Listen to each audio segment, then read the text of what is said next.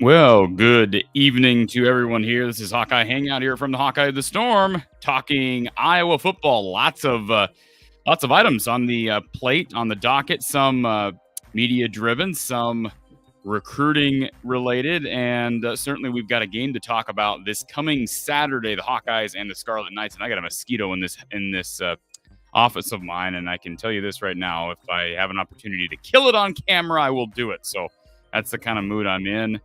But do appreciate everybody being here this evening, and hopefully we'll get plenty of interaction, fan-driven show. This is what Hawkeye Hangout is. It's a hangout with you, the Hawkeye fan. Of course, we can talk a variety of subjects.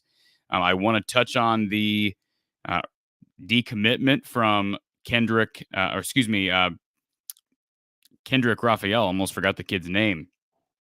2023 Iowa Previously a commit to the Iowa football 2023 class at running back, a 4-star kid by some services, and a kid who I was really high on for that 23 class. You pair him with a guy like Marco Lainez, that's a pretty dynamic. It's a pretty dynamic pair of skill position players, and losing Kendrick hurts. So we'll talk about it. We'll also talk about speculation that was brought up by an Iowa media member today about LeVar Woods potentially being a candidate for a head coaching job in the Pac-12. How likely is that? I don't think fans should be too worried about that notion anytime soon. And then also, we're going to talk Rutgers. Can these two teams score points against one another? I think these are two really good defenses. I've been saying this for a long time. Greg Schiano knows how to coach defense. We understand that. Once he gets a quarterback there, and it's kind of a similar story to in Iowa, once he gets a quarterback there that can run that offense effectively, if they can run the ball effectively, that's a huge predication. But if they can do that, that is I don't want to say a sleeping giant out east, because, boy, I don't know how you compete against the likes of Ohio State, Michigan State, and Penn State year in and year out. But that's going to be a competitive Rutgers team, especially if the divisions change. But the point is, we're looking at the game this Saturday in just 3 days, and that game has the makings of a potential upset out in Piscataway. So we've got it all on the docket for this evening. I see a bunch of people in the chat. Great to see a nice group here. Apologize for the slight delay in launching the show. I actually just got back from a bit of a business / recreation trip, if you will. Did some fishing, and that was enjoyable. So kind of rejuvenate myself before we hit Big Ten season this coming Saturday. Let's get to the chat. I want to open up the call line as well. Let me make sure this is ready for everyone. Of course, if you're new to the show, appreciate you being here. First of all, please subscribe to the channel if you've not done so. That is so much appreciated, and hitting the like button is such an easy thing to do. And I know that sometimes you forget. I get that. But you can hit the like button now if you get the chance, please. The little thumbs up button below this stream. That helps the channel to grow, helps me, helps to support this show. Of course, there are other ways of supporting as well. If you'd like to donate to the show, of course, you can do so by Super Chat, Super Thanks, Super Sticker. I just want to tell you this right now. I'm gracious to YouTube for giving me this platform, but I can tell you this, folks. Do some research on when you donate via Super Chat as opposed to donating privately by PayPal, Venmo, Cash App. When you donate by Super Chat, Super Sticker, Super Thanks, just research how much of that actually goes to the content creator versus to the platformer, which would be YouTube. Not discouraging it, but just be mindful of the fact that we do have Cash App, PayPal, Venmo, all available in the description. And if you are willing to donate, it's very much appreciated. And of course, if you'd like to sponsor the show, if you know someone, a business out there, maybe you're a business owner or have some influence in your company, certainly reach out to me, because we've got excellent opportunities at growing your business, folks. The post-game show this year with Coach John Patterson continues to grow, and we are live each and every weekend recapping the Iowa game. And as we head into October and November, if you've looked at the schedule, folks, the Iowa football schedule, things are ramping up. So an excellent opportunity to lock in sponsorship now before we get to Big Ten play this Saturday, and especially moving forward. This Saturday is a Big Ten game, but boy, then you get Michigan, you get Ohio State. We know Wisconsin's on the docket, Minnesota, Purdue, and of course those pesky Huskers. It'll be interesting to see where Nebraska's at by Black Friday. All right. The phone number, if you're new to the channel, I'll throw it up here. We just have the one line open, but we also have unlimited lines available by clicking the link in the description below. Let me make this bigger for everybody to see. The number to call, if you want to do so by phone, is 515-635-1601. 515-635-1601. As we are just getting things launched. And again, I apologize for being slightly behind this evening. One more thing. Again, I'm trying to run through my reminders. I'm terrible at promoting this stuff, but trying to get better. Please share the show out on social media. If you're enjoying the content, you've likely got Hawkeye friends that would enjoy it as well. Facebook, Instagram, TikTok, wherever you use social media. Please share this stream out. Tell others about the show. Word of mouth is huge. Certainly appreciate that. And you can always support our sponsors. If you forget who's sponsoring this show, just go down to the description below, because you'll find all of our sponsors who are sponsoring in various forms available, and their contact information available in the description below. All right, let's get to the chat. First of all, I see I'm way behind already, so I apologize for that. Colin was first up. We'll start with Colin. He says, I feel like he could easily see how stacked we are at the position. He's speaking of Kendrick Raphael. For years to come, he clearly sees our offense as the worst in college football and wants no part of it. Both are solid reasons, but who actually knows for sure? Here's one thing I think we have to acknowledge, folks. Caleb Johnson's had one breakout game. All right, and it was through 2 runs against Nevada. I certainly see where you're coming from in the first thought, Colin, but I would like to say this. This is just my opinion until you hear it from Kendrick himself. I guess we won't know, but I do not believe that the reason Kendrick Raphael is decommitting from Iowa, I do not believe the reason is because he's worried he's not going to play. All right. I do believe Iowa has some good young talent. I've talked about how high I am on Caleb Johnson, how high I am on Jazzy Patterson. I like the Williams boys. But the fact of the matter is, there's a lot of unproven commodities there, and the run game isn't very good. And I think that kind of lends me to believe that this is probably a more feasible notion, Colin, that having the worst offense in college football, that is a fact. And that includes the run game, which is not very good right now. I don't have the total rushing numbers in front of me at the moment. I can pull those up. But I think the point is, it's more feasible to assume that part of the reason Kendrick Raphael may be second-guessing his decision is because of this offense. I don't think that's far-fetched at all. Now, it's still early. Will Iowa continue to recruit him? History says he's not going to be a Hawkeye. Typically, when guys decommit, that's it. Typically. I think of Eno Benjamin, and this has happened at running back probably more than any other position, it seems like.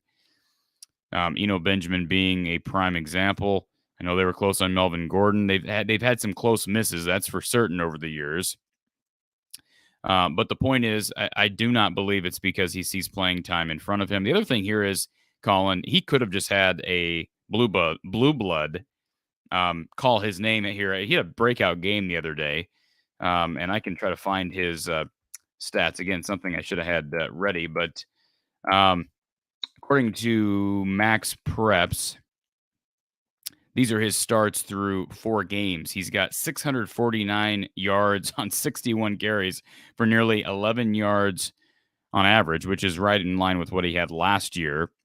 I did see one of his, wish I had a game log here. Let me see if they, I do not see a game log, but he had a huge game the other night. And who knows? I mean, he could have easily had a blue blood call him. If you're not familiar with Kendrick Raphael, according to 247 Sports, he is a 3-star. They're composite, which factors in several different recruiting databases. He is a 4-star, and now his crystal ball, if you pay attention to those, according to 247 Sports, a 247 Sports writer, I should say, is now leaning towards North Carolina State, according to the experts. Now, that is, I don't know if that's been updated, because I'm seeing predictions from back in late May, early June. So I don't know if that's still the case, or if the 247 Sports website just kind of defaulted back to that crystal ball prediction. That just goes to show that crystal balls mean absolutely nothing. We saw that with a crystal ball that was submitted for an Iowa basketball player here a few weeks ago. And sometimes the Iowa beat writers or beat writers across the country do have an inside scoop, and sometimes it's an educated guess. Sometimes they're right, sometimes they're wrong, and it's just the recruiting. It's just the territory that comes with predicting where an 18-year-old or a 17-year-old is going to go to school. But listen to the offer list. Despite being a fairly highly touted kid, these were his Power 5 offers: Iowa, North Carolina State, Boston College. I'm going to consider BYU to be a Power 5. They'll be one next year. Duke, Iowa State, Louisville, Minnesota, Pitt, Purdue, Vanderbilt, West Virginia.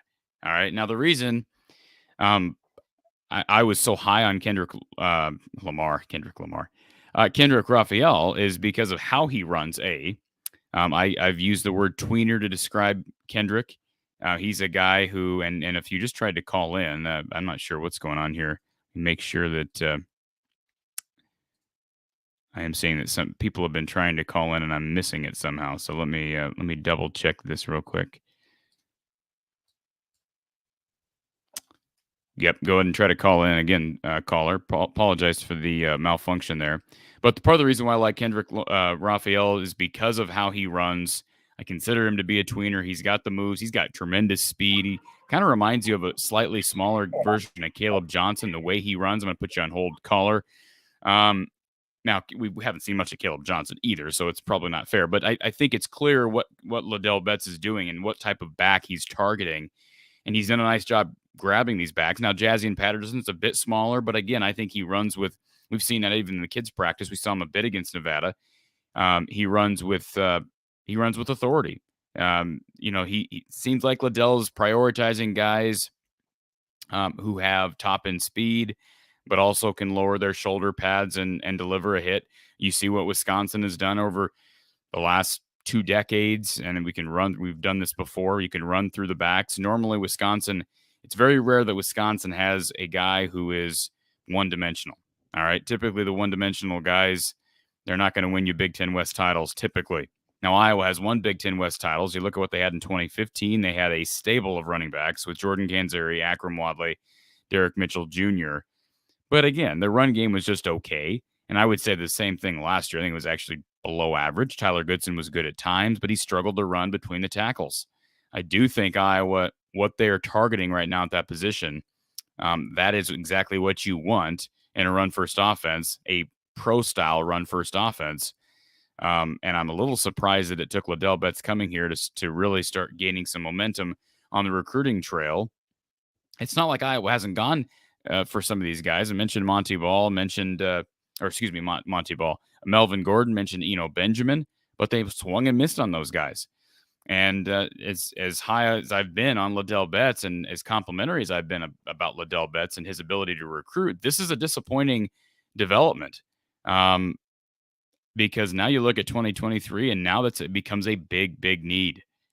And again, do you blame, you calling back to your comment here, do you blame the offense? I think it's a factor. I mean, I don't think again, without knowing for certain, I think that's the obvious. To me, that's much more feasible than option one being that Raphael doesn't see playing time in his future. I don't think that would be the case. Hawkeye Howard, good to see you here, sir. Yes, please be safe on the road as you travel. You are a traveling man. Hair trigger, as long as Proctor still comes, we can live with a running back changing his mind. Thankfully, ours are all young, and it's a deep room. I agree with that to an extent, Hair Trigger 83, but let's remember there's still guys who are unproven. As much as I like Caleb Johnson, I like the 2 Williams boys, and I like Jazian Patterson, those guys still got to prove it. All right, that run game is not good right now. Caleb Johnson knocks off 2 big runs against Nevada, and what they average a little over 2 a carry. After you factor in sack yardage, which I don't think Iowa took more than maybe 2 sacks in the game on Saturday. So the run game is not good, folks, and that was against a bad Nevada defense. So, yes, I agree with you. I like the prospects they have, but, boy, Kendrick Raphael was a part of that, and now they regroup. Good to see you here, Lemansky. Yes, please hit the like button, folks. It does help us. I did it earlier. We'll say it again. Corey would be late for his own funeral. Well, if I could be late to my own funeral, I would. Hope I never, yeah, I would love to be late for my own funeral. Let's just say that, Trosper. Cole says, yo, good to see you, Cole. DTO is here as well. Brian, ZJ Wags. Which defense scores more points on Saturday? That is going to certainly be a factor. heading into the game, defensive scores. And Iowa's done a nice job creating scores with that defense, whether it be with safeties. They've had, pick six was returned due to a penalty last week. You know that Kirk Ferentz, LeVar Woods, that's the type of stuff that keep them up at night. And then, of course, the block punts against Iowa State, which one turned into a touchdown, and they weren't able to take advantage of the other. Let's get to our first caller here, who's been on hold for a few minutes. Thank you for calling Hawkeye Hangout here from the Hawkeye of the Storm. Who's on the line? Ali, how are you? Ali, how are you, sir? Doing well, man. I just wanted to say, I think in terms of the running game, having a good offensive line is more important than having like a great running back, unless you're getting like Ezekiel Elliott or Sean Green or something. I think Iowa's running backs look pretty adequate at this point and decent enough. That's all I want to say. Thanks. Okay. Yeah. All right. Appreciate it, Ali. Appreciate the call. Yep.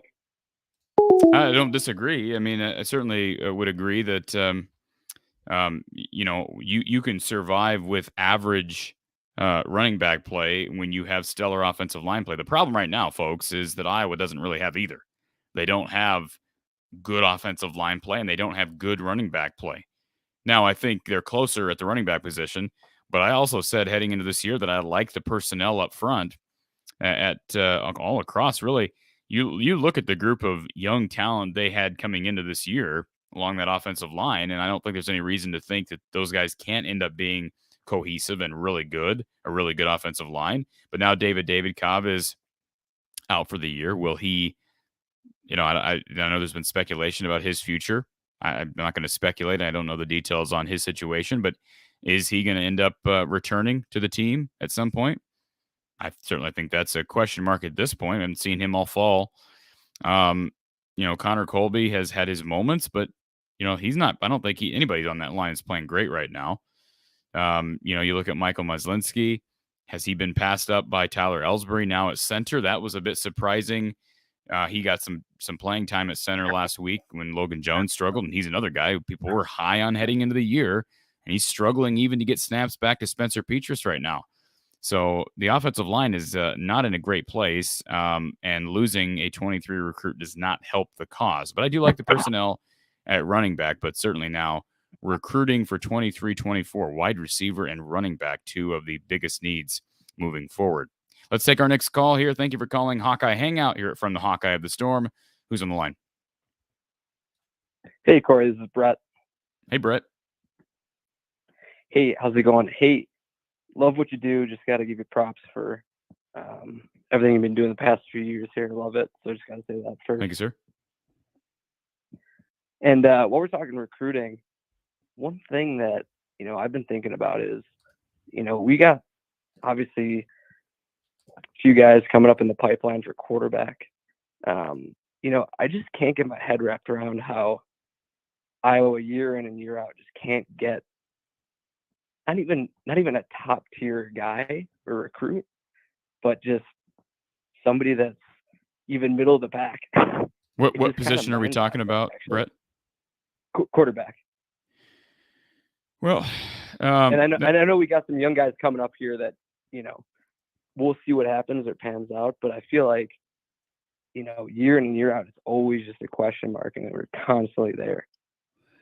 I hear you. I think I don't know, how they would rank nationally just at that position recruiting wise, but let's be honest. Spencer Petras was a high 3-star. Some metrics had him as a 4-star at some point, in his high school days. Marco Lainez has, been 3/4. Carson May was a 4-star. This kid they've got now for 24 is a 4-star. So I agree with you to an extent, but it's, how much do you really read into recruiting rankings? I think the bigger issue is Iowa's ability to get the most out of their players, including that position right now. I would agree. Couldn't agree more. You look at somebody even like, you look at Nate Stanley, and it was like, I saw a ton of potential there. And I almost felt like, he kind of regressed besides the Holiday Bowl back in 2019. But, when he was starting, I think he started as a sophomore, correct? Yes. I feel like that's more the common theme then, is the development, and almost the last few we've seen have just kind of regressed. Obviously, Stanley and Petrus, but Well, I think it's fair to say, probably, Brett, you, I'm sure you sound like you're a thoughtful fan, which I commend. But let's just think about this for a second. I think this, this narrative of Iowa quarterbacks regressing.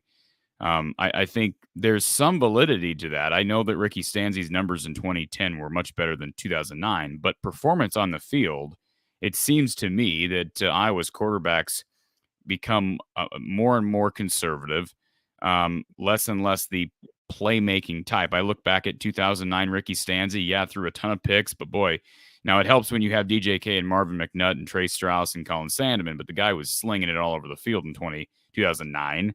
You look at CJ Beathard in 2015, and you could use the excuse that, Beathard dealt with a bunch of injuries in 16. That's true. So there's a reason, but I think you'd have to say that Beathard was a much more important aspect of that offense, a much more dangerous weapon on that offense than he was in 2016. And I'm with you on Nate Stanley. 2017, you look at the Iowa State game, they win in overtime, and I think Stanley had 4 or 5 touchdowns through the air. They scored again over 40 points. The 2017 Ohio State game was the game that people think of when they think of Nate Stanley. And you mentioned the Holiday Bowl was kind of a outlier in 2019, but that is a factor. I will say this: there hasn't been, to me, any movement with Spencer Petrus' performance since he's been here, and that's my big concern with development. It's not like Spencer started anywhere high. It's just been a steady. To me, I just haven't seen much change from 2020 to 2022. Yeah, it's noticeable. And I feel like these guys almost get a little too mental. Like they almost have too much going on in their head. And I mean, you can kind of see that. It's almost like they're getting, trying not to make mistakes. The more they learn, they're, losing fundamentals. I mean, we're talking about, Spencer Petrus basically being up front saying, I got to work on footwork. I mean, 3 years into starting, FBS football, I feel like that's something that's kind of scary. When your quarterback is talking about footwork, that's just alarming stuff. So I agree. And I will say this, Brett, you sound like you've been watching this channel for a while. You know that I don't complain. You bring up a good point. Maybe the ability to evaluate high school quarterbacks is not where it should be. And certainly I don't have a ton of staff a ton of confidence in the current coaching staff to be able to do so, because who on this staff, minus John Budmeyer, would you trust to evaluate a high school quarterback? That's the $1 million question. Like at least with Ken O'Keefe, I'm like, I trust Ken O'Keefe. I mean, I don't think Ken O'Keefe was I don't think he was doing his job to the highest of levels there at the end, but Ken O'Keefe understands the passing offense. He does. He's been around it forever. He's coached wide receivers in the NFL. He's coached quarterbacks. He's OC here forever. Brian Ferentz doesn't understand the quarterback position. So I do. That does worry me moving forward. Remember, Marco Lainez and Carson May, both guys who have been 4-star recruits at one time. Both those guys were recruited by Ken O'Keefe. They've both stayed committed. Carson May's there now as a true freshman. Lainez, we hope, I assume he's going to be here next year. It kind of worries me when I see Kendrick Raphael decommit. But, they did get this kid in 24 who seems to be a rising prospect. He looks good on film, but again, you're looking at highlight tape. I haven't seen the kid in person. But yeah, you and I both know that that's been my biggest concern since the end of last year, is just the quarterback position in general. Every level of the quarterback position, development, evaluation, recruiting, and getting the most out of the guys you have. It's just all of it's a big worry for me. And I think you hit the nail on the head. I think out of all those things that you kind of mentioned, I think development is probably the biggest one. I mean, I feel like, I remember watching Petrus's 247 tapes when he was in high school. I mean, granted, it's high school, but I mean, he's just slinging it. I mean, the amount of downfield passes that he hits, and granted, credit where credit's due, I think he did do a much better job with the downfield passes last game. So I feel like that's probably his biggest strong suit, and probably his hardest passes are the shorter ones where you can't put touch on it, where you're slinging it or going Agreed. over, Yeah. receivers' heads and stuff. So I'm just curious to see what these young guys do with Carson May and these more mobile guys, coming out. And the thing that, it kind of stings as a fan is it almost worries me that they're in this system longer, because what we've seen is, almost like a manipulation of some of the quarterback skill sets. And there's no facts there about that, but you almost just want to see kids just play, and it's just pure instinct. But yeah, and I think the worst case scenario, and from a PR standpoint moving forward, is if Carson May becomes your quarterback. Like after, say in 2024, they name Carson May their quarterback, and he's the quarterback for the next 3 years. That's probably the worst thing that could happen from the PR standpoint, Brett, because he's the one guy that Iowa has moving forward that is not considered to be mobile. Linez is a mobile guy. Labus is mobile. You got Resar now in 24 who's mobile. Even Padilla's got some wheels. So that's typically been what's happened. You and I both know they've gotten somewhat mobile guys in the past. Now, I do think there's been a shift in priority, and I applaud them for that. They are going after more mobile guys and less statues. Now Resar concerns me a bit in 2024 because he's a guy who I think is listed at 6'5" right now. And if he's 16, 17 years old, he could pop up another inch or two. How tall is too tall when you're talking about a dual threat guy? So that's a bit concerning, but yeah, I agree. Let's I've been advocating for Iowa to go out after more mobile guys, and hopefully next year with Linez there and Labus a year older and Padilla, I'm assuming pretty mobile at that position in 2023. Yeah, we'll see what happens. And I mean, it'll be interesting too, because the other thing there is how many times has Iowa had this many mobile quarterbacks, and right. Have they changed any schemes? Have they, that's probably the biggest question too there. But we'll see what happens. Corey, I appreciate the call, or appreciate you taking my call. Thanks, Brett. Appreciate the call. Yeah, great conversation. And, I think it's a fair point, a fair question.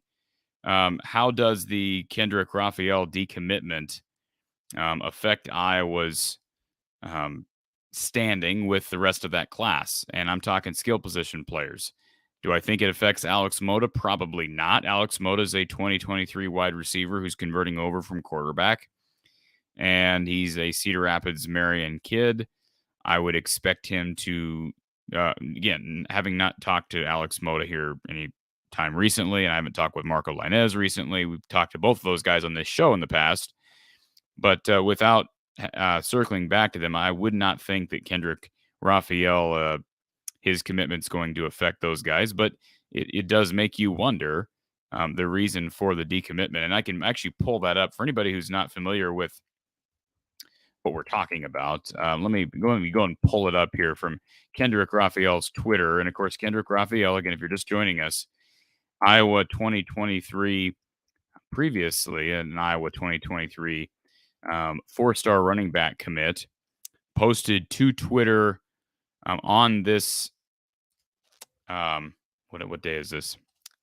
Wednesday, on this Wednesday, the following tweet. Let me throw it up here.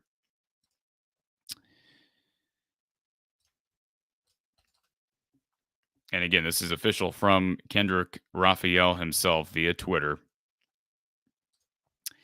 He said, and I quote, "At this moment, I'd like to thank the whole Iowa staff and fan base for this amazing opportunity to become a Hawkeye. After recent thought and discussions, I'd like to decommit and take a step back and reopen my recruitment. Iowa will always have a special place in my heart, but you get this opportunity one time, and I hope everyone understands the need for me to ensure my path that God has for me. Thank you so much, Kendrick Raphael." I always like it when someone says that Iowa will always hold a special place in his heart when he hasn't even gotten here yet. But it is what it is. We'll see. We'll see what happens. Will Iowa continue to recruit him? Davion Nixon's a guy who had entered the transfer portal. Now, he had already gotten here. Remember, it's a bit of a difference. I'm just saying it is possible for Iowa to say, all right, we respect your decision. I know Kirk Ferentz does not like when guys do this, and I don't think any coach does, but he's been pretty outspoken in the past. Once you're committed, you're committed, and we don't want you talking to other schools and whatnot. Now, you cannot enforce that in this day and age, and probably shouldn't have to until signing day. And Kendrick Raphael has not signed. He was scheduled to sign, I'm guessing, in December. Thank you for calling from the Hawkeye of the Storm. Who's on the line? James. Hey, James. How you doing today, Corey?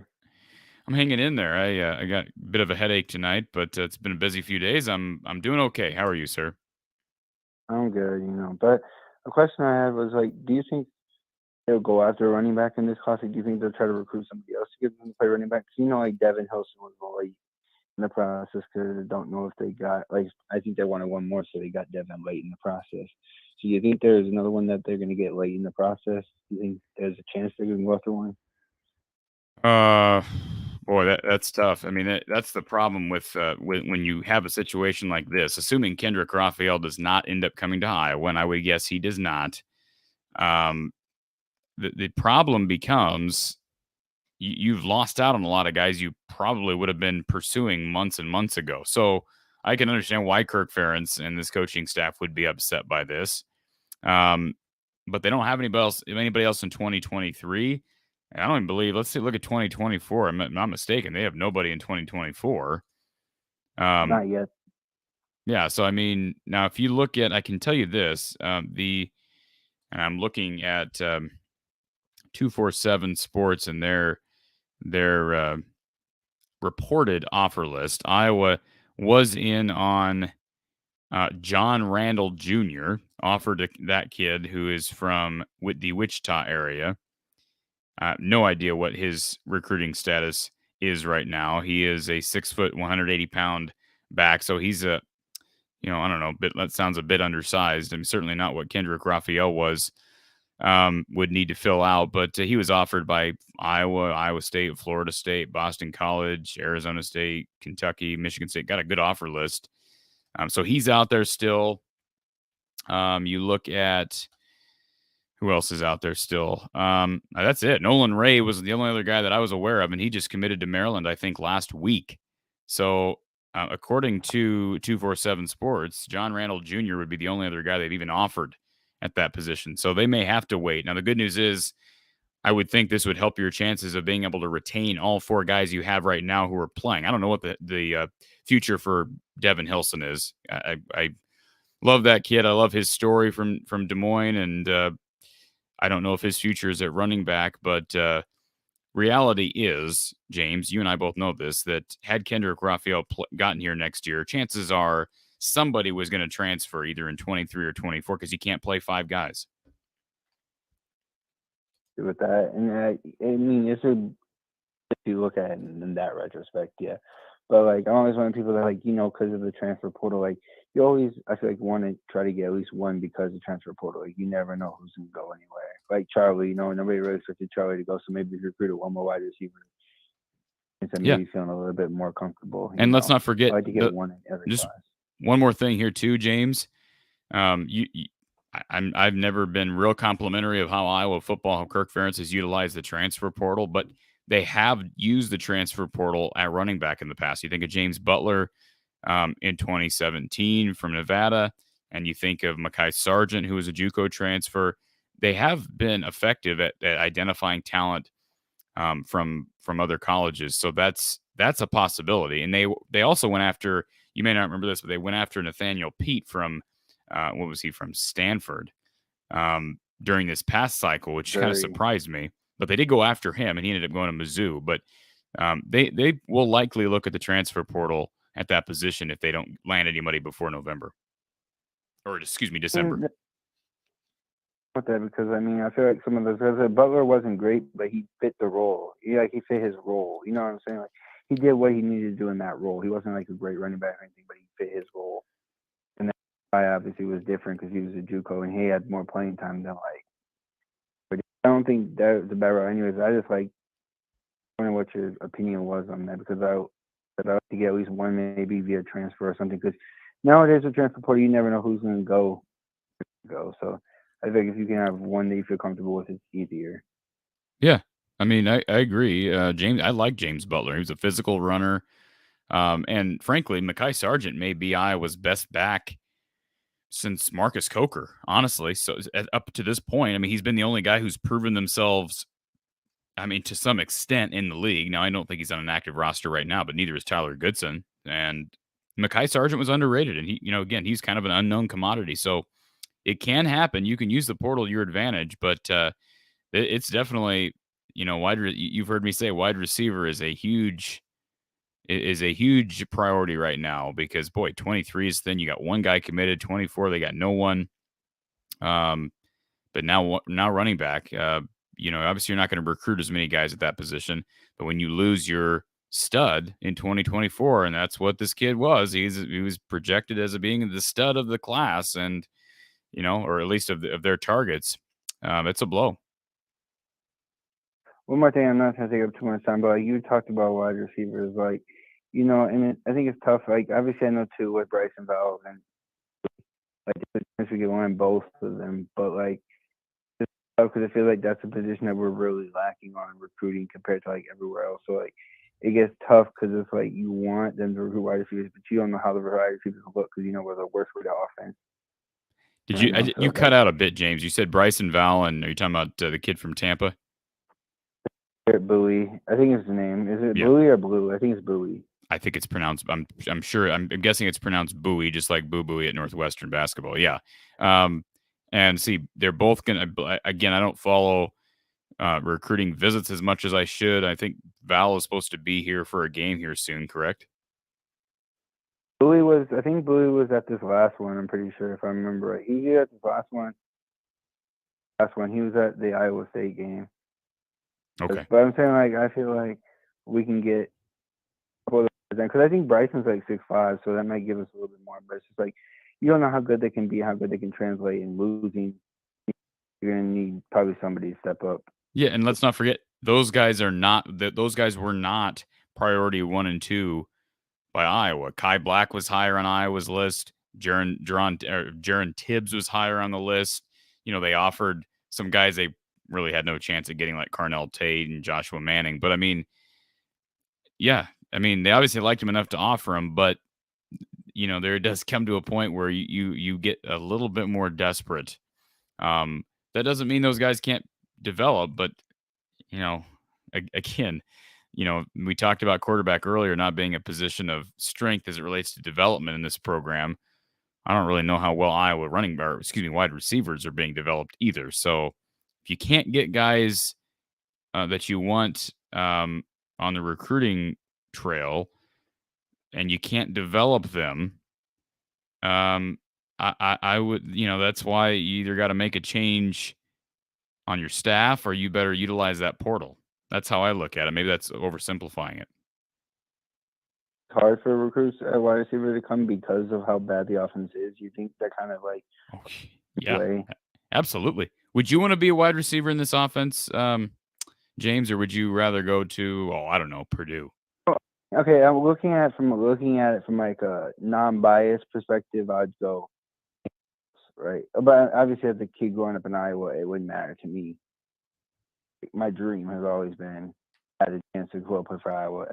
You know what I'm saying? As a kid, my dream's always been to go play for Iowa. But from a non-biased perspective, yeah, I understand 100% what they're doing. I just think that realize that maybe there's a better chance they can get somebody higher. But yeah, and keep in mind, James, and I know you know this, you're not implying this, but I'm just running through their top rated offers at that position in 2023. Jaylen Brown, Miami, Florida. Carnell Tate, Bradenton, Florida. Joshua Manning, Missouri. Malik Elzy, Chicago. St. Louis. I mean, the one guy they missed on in state was Kai Black. Now they have Alex Mota, who of course is also a Marion kid, but that's the problem. Most kids aren't dreaming to play at Iowa. They're looking. Iowa's got to offer them something that, not only these, like Kai Black's a good example. He ends up going to Iowa State. I mean, if he wants to stay in state, he's got probably two options. He's, if he's good enough to play at a Power 5 level, he's going to go to either Iowa or Iowa State, assuming he wants to stay in the state of Iowa. Which school is a more attractive option to play wide receiver? I don't think there's any question right now. You look what Xavier Hutchinson and Alan Lazard and Hakeem Butler have done. So those are just things to overcome because most guys don't grow up wanting to play for Iowa. And so you've got to figure out a way to attract them here. And it does not help when you have the 131st ranked offense in the country even if you are winning 10 games. And then I shouldn't say that. Have won 10 games recently. I mean, I don't want to take up too much of your time. I appreciate the call, and we'll see what happens Saturday. I think it's going to be kind of one of those games. You watch as an Iowa fan, you respect the defense of it, but you get frustrated because the offense ain't going to do much. But I think we got a chance, and hopefully we can play well. Appreciate the call, James, as always. Enjoy. Thank you, sir. Appreciate James. And if you would like to call in, you can either do so by phone. The phone line is now open, 515-635-1601. 515-635-1601. Or you can do so by StreamYard with your video off or your video on. So basically, you can either make a call by StreamYard or make a video call by StreamYard. It's all free. Again, 515-635-1601 is the phone line to call. Or you can find the link in the description below. Is the link not in the description below? Somebody's telling me the link is not in the description below. I'm glad you said that, Austin. I'm missing that. I'm glad that I see somebody's trying to call. Let me get that link in there, folks. I apologize for that. What I'll do is actually throw it up here. I'll put it in the chat, and then I'll also add it to the description. That is my fault. Why nobody was joining. All right, there it is. It's in the chat now, and I'm also going to add it to our. So anybody who's, you probably have to refresh this page, unfortunately, but anybody who joins midstream should be able to see the link. I'll go ahead and add it to the YouTube description. So I apologize for that, folks. Again, if you want to contact, you want to call in, you can do so two ways. You can refresh the page and find it in the description of this video, or you can do so by clicking the link that I just threw up in the chat just a moment ago. Let's head over to Austin, who is quick on the ball here from the Hawkeye of the Storm. How's it going, Austin? Pretty good tonight. And yourself? I am hanging in there. Question about play, and then another question for you again this week. So it's been pretty well stated that our last 3 games, it's been the other team has pretty well sold out to stop the run because they know we're not going to put up any real passing yards. Do you think our performance after last week will have Rutgers kind of backing off on that and trying to stop the pass more so, even though we as kind of more fans know that's probably not necessary, but do you think it might just keep them on their toes? I don't think so. I don't know what's going through Greg Schiano's mind. I think he's too good of a coach and too smart of a defensive coach to buy into the fact that, Iowa threw the ball downfield a lot last week. They also didn't connect on like any of those throws, right? So, I hope they connect on more in Iowa. I mean, I would say this, if I'm looking at it from both coaches' perspectives, if I'm Greg Schiano, I'm saying, look, they got to prove it to me first before I'm going to trust that they can get the ball down the field without opening it up by means of the run. And if I'm Kirk Ferentz, I'm going to say, look, we have to, at times, open up the run game with the pass because obviously Iowa wants to run first and open up the passing game. But the reality is as Brian Ferentz would say, the reality is the offensive line is just not great right now, and it's got a lot of growing pains. It starts up front with Logan Jones. They're going to have to throw the ball downfield, but you got to connect first. So I think it's kind of a game of let's just wait and see. You got to prove it to me first. And if I'm Kirk Ferentz, I'm going to continue to throw the football downfield because I do think Rutgers will, I don't want to say load the box. I know we had a conversation you may have heard on our post-game show, what it means to load the box. I know there's different ways that teams can sell out against the run. But if I'm Rutgers, I'm not trusting Spencer Petras and this offense yet. If Iowa can connect on the field this week and Brody Brecht, heard he made a nice play in practice the other day that was, Kirk Ferentz brought it up during the press conference Tuesday that was similar to a miss he had on Saturday. Yeah, that helps. But you got to connect on a couple before I think you're going to have an opposing team starting to respect that. Absolutely. Right on where I was thinking too. And then more towards a question to you specifically. As far as I can think, as being a part of a fandom, being a part of a team, there's kind of 3 levels. There would be an insider, someone who has maybe some sway towards what happens. They're in contact with some of the coaching staff, players, etc. Someone who might be what I would call the noise. Now we're thinking more towards like sports and analysts, people who actually broadcast the news, and then just a standard fan like I would consider myself. Where would you consider yourself on that spectrum? Wow, I've never been asked that question before. I'm pretty much just a fan, to be completely honest. I have a platform, but you let me recap. Can you run through those options again? I get, to me, I feel like your platform is big enough that I would consider you a part of the noise, someone who actually is broadcasting out the information, someone who is making, I don't want to say political sway, but fan sway. Your word feeds us as normal fans, I suppose. But where would you consider yourself to be a part of this, not staff, but a part of the team proper, a part of the noise, or a part of just being a fan? Where would you think yourself to be? Especially with your connections with Don. I assume Don has still a little, just like a 1% sway in the team. Sure. Yeah, I certainly don't think Don is going to Kirk and telling Kirk what Corey said that week. I certainly am not going to inflate my own self to think that anybody in that football office is listening to what I'm saying on a weekly basis. But I appreciate you complimenting the platform. I'd like to think that the people who do listen, we got 163 people here at 10 o'clock at night, so that says something, I guess. But I'd like to think that the people who are listening on a week in and week out basis listen because they do value some of the opinions that myself and more importantly, Coach Don Patterson and Gary Close and the different personalities we have on here. So, yeah, I guess the noise would be. I'll take that. I'll take that as a compliment. Oh, it's intended as a compliment.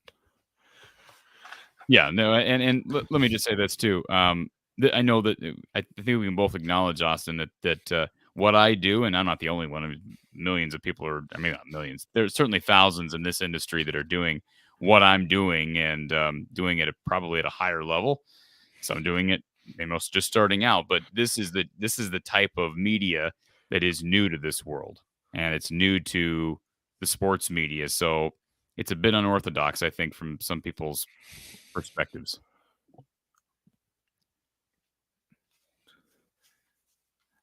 Oh yeah, I can agree on that. But that's it for me. I will leave that open for other callers. I'm sure there's a couple stacking up now that the link's in there. So nobody's on here, Austin. Oh really? Nobody's on yet. No, and maybe I need to throw. I think, like I said, people. That was my mistake by not having it in the description ahead of time. But I appreciate you asking me so that I was aware of that. And no, I appreciate you calling in, sir. Yep. You have yourself a wonderful night. You as well. Take care. Appreciate Austin calling in. And again, if you're new here and if you've not refreshed your stream, it's probably not there. So I'm going to throw the link up one more time in the chat. Our call line, I believe our call line is open. And I'll go ahead and throw up the link to join by internet. You can either call or join right on your phone, whatever you're watching the show on. You can jump on StreamYard with us. Again, the number, if you want to call in, is on the screen, 515-635-1601. 515-635-1601. So, Kendrick Raphael decommits. Talked about that. We can continue to talk about it. It's a major storyline for recruiting. Talked a little bit about Iowa's issues offensively as it relates to this Saturday because Rutgers, it's a top 10 defense by the metrics right now. Now, the game against Wagner certainly helps the cause, but Iowa also played an FCS opponent, albeit a better FCS program in South Dakota State. But that's a good Rutgers defense, folks. And so I really do think it's going to be close this weekend. And if you've watched my show for any length of time, long before the season ever started, I said this is a scary game. Yes, it comes before Michigan. That's part of it. But going all the way out east to Piscataway and playing, now we know it's a night game against an undefeated Scarlet Knights team. It's a dangerous, dangerous game. Let's get to our next caller. Thank you for calling from the Hawkeye of the Storm. Who's on the line? Gary. Hey, Gary. Corey, I think we have a lot of negative people, on this chat thing, because we could have been 3-0 very easily, within a yard or half a yard of scoring a touchdown against Iowa State. And what do you think of maybe Cooper DeJean playing both defense and offense? And I'm sorry, I forgot your name already, caller. I'm sorry. Gary, I appreciate you calling in and asking that question. First of all, you are absolutely right. Iowa is I shouldn't say one kick away, because had that kick, I think maybe you could say one run from Monty Pottebaum away from being 3-0. I think they go up 14-3 against Iowa State. They probably win that game. Now, Gary, I think you and I can both agree, even if they were 3-0, that does not take away from the horrendous start they've had on offense. And let's be honest, they haven't played murderer's row, and you play South Dakota State, Iowa State, and Nevada all at home. So I think some of the negativity from fans is because they look ahead to the schedule in October and November, and they don't see a whole lot of W's out there with this offense. But you are stating a fact that Iowa is just a couple. They are feasibly a couple plays away from being 3-0. I will give you that. And as far as Cooper DeJean is concerned, I talked about this on my show with Mark Rogers, Voice College Football, on Tuesday. I'd be all for it to an extent. I don't think you want to overwork the kid. But, boy, he's got a skill set and athleticism that is rare at this level. And I would have no problem. This is something I want to talk to Don Patterson about more moving forward. I'd have no problem with at least giving him a package of 3 or 4 plays on offense. Yes, especially when they do the 3 linebackers, when they're not doing the cash. Yeah, I mean, that's true. I mean, now the thing is, he's also been playing. He has also been logging snaps at corner. You got to realize with Jamari Harris out now, Cooper's been thrust into some action at corner. Now Terry Roberts has played well, so as long as Moss and Roberts stay healthy, you can kind of rely on those 2 guys as your top 2 corners. When they go to nickel, I would assume that Cooper is going to be the next guy in. But again, I'm not advocating for DeJean being out there for a ton. I'm just talking maybe 4 or 5 plays a game. Even if you use him as a decoy once or twice, boy, I just think from imagination, just the imagination behind that, I think could catch a defense off guard. Right. And then instead of they could have him in motion, maybe he could even do a pass, to Arlen Bruce. I think he's more than capable of throwing the football. He's proven that. Right. No, great stuff. That's just Gary. My ideas and thoughts on the subject, Corey, and I enjoy your program. Thanks, Gary. Appreciate the call, sir. No problem. Bye now. Yeah, and I also said the same thing about Xavier Wampa on Tuesday. Why not Xavier Wampa on a few plays offensively? I mean, the kid's logging snaps as a gunner on special teams. You're going to burn it. They're going to be burning his red shirt. So, if you're struggling at depth at wide receiver, now Keegan Johnson is, potentially out now against Rutgers again after making a return against Nevada. Boy, why not have a couple of plays in there, show some creativity and the ability to play outside the box? And maybe LeVar Woods, who's proven to be more than capable from a creativity standpoint on special teams, have him help Brian. Maybe those 2 guys can tag team. Hey, he's a special teamer right now in Xavier Wampa. Let's use him on offense for 3 or 4 plays, at least have a package ready for a guy like Wampa or a guy like Cooper DeJean. Let's get to our next caller. Thank you for calling from the Hawkeye of the Storm. Who's on the line? Hi, this is Steve. How are you tonight, Corey? I'm doing good, Steve. Thanks for calling in.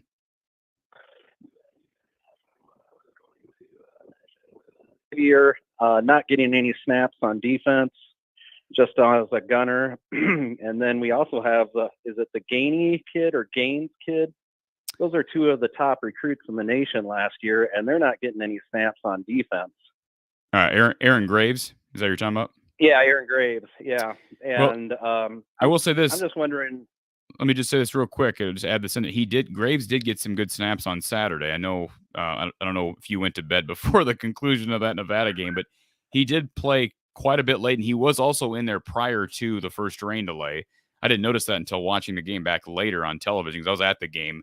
He did start to log some snaps. They're just so deep along that defensive line. He is really good. I think he's got a tremendously bright future. But I'm more with you on Wampa. I think, even though they're deep at defensive back, I think there's ways you can get him onto the field. Yeah, and you had said that if they're not going to give him snaps on defense, what is he, 6'2", 4.4 speed? He'd probably be the best athlete on a wide receiver that we'd have right now. Just running a few plays for him in and out, that seems fine. The other thing I wanted to touch on was, you heard last year about the backup quarterbacks, how they were shredding everybody in practice, and they still don't get a chance in the games. One of them transfers, the other one's still third string. It's really frustrating. And I really think that the modern era of college football, Kirk is really struggling to adjust to. You're not the only one who made that comment. And,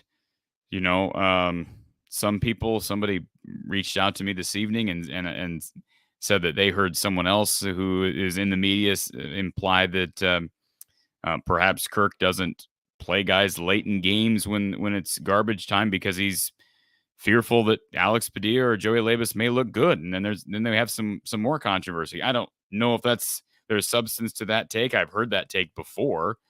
I'm with you. I don't understand. I said it in a post-game show. I don't understand why Spencer Petras is in there taking snaps when you're up 27-0 and you've got backups at other positions, and yet you're doubling down. Spencer Petras wasn't even throwing the ball late in the game. He's handing the ball off. Why not get Joey Labus onto the field against somebody other than the your own defense in practice? Why not get Joey Labus onto the field to see what he can do and just even handing the ball off and give him some basic tasks to start with? I don't see what the advantage of continuing to play Spencer in a situation like that. So I'll never be able to explain that side of things.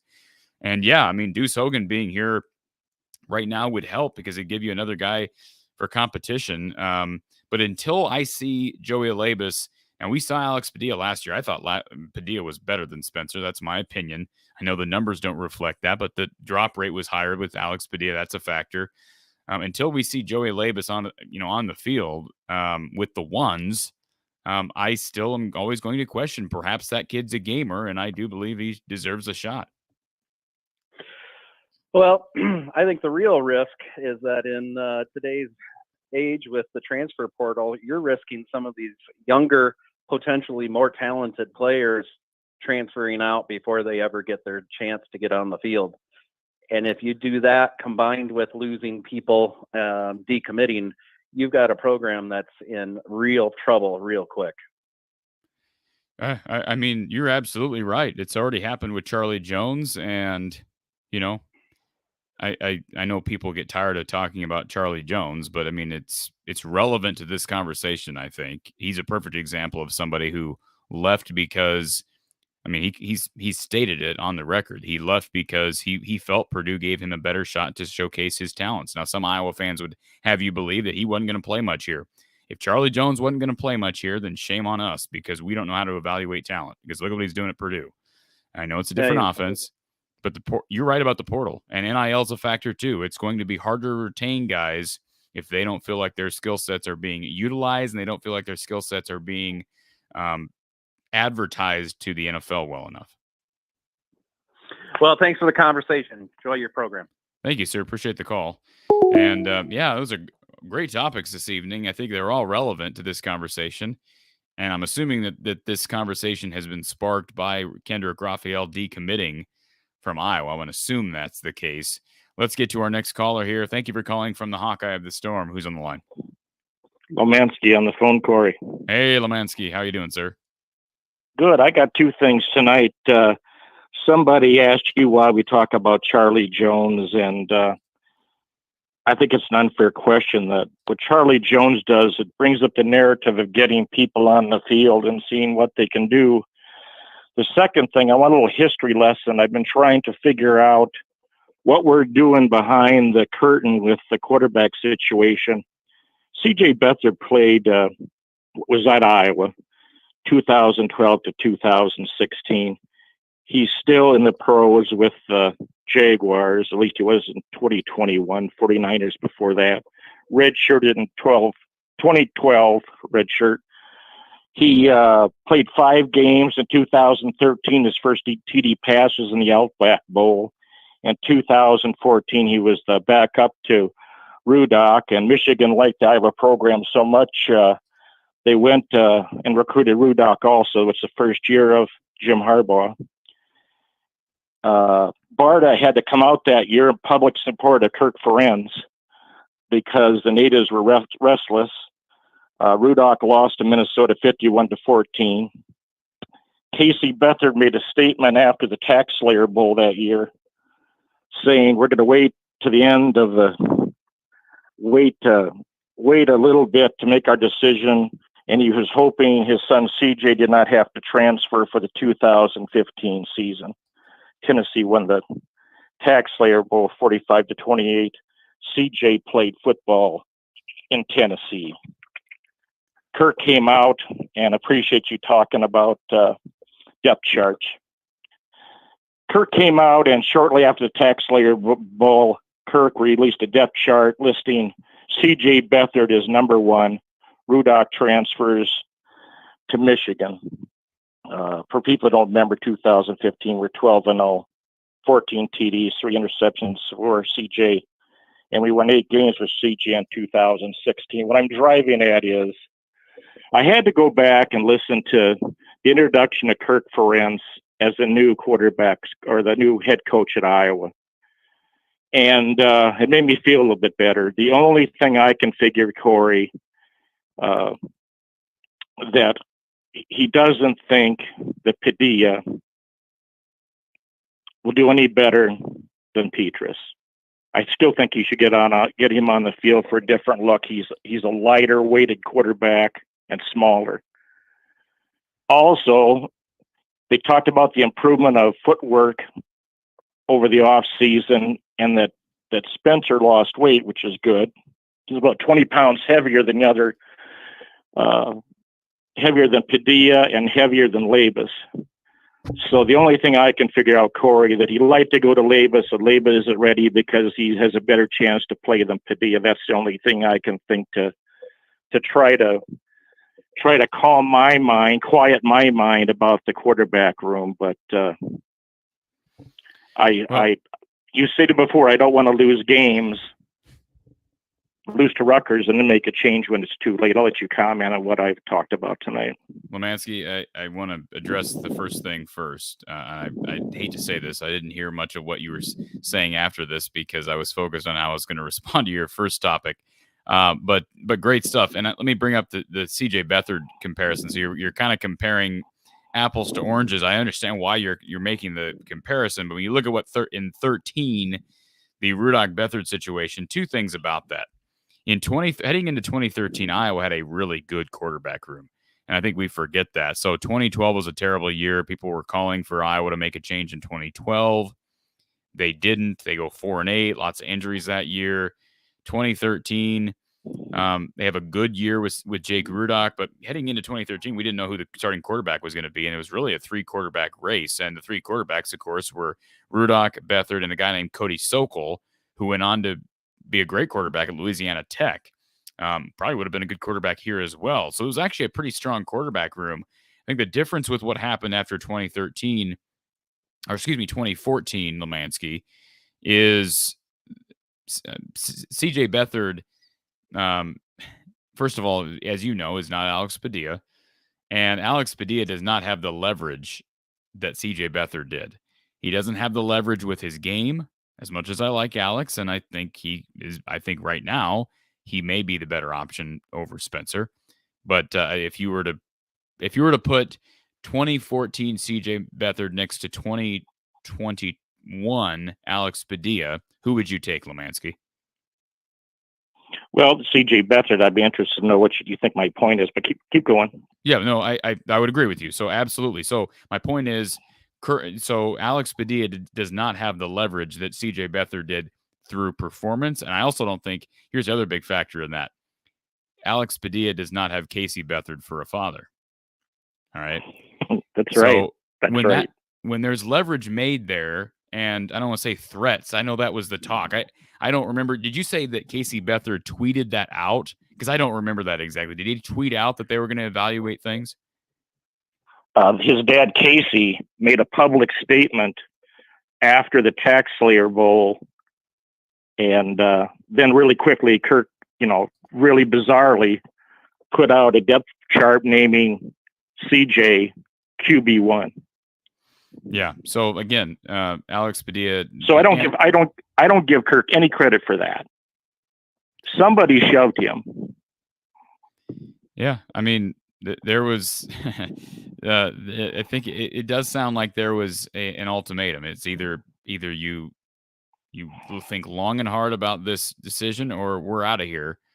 And again, but the problem is Casey probably could afford to do that because his son was up to the task. I don't think Kirk is nervous about losing Alex Padilla, and frankly, I don't know that he should be, because I don't think Alex Padilla is leaps and bounds better than Spencer. He hasn't proven to be leaps and bounds better than Spencer.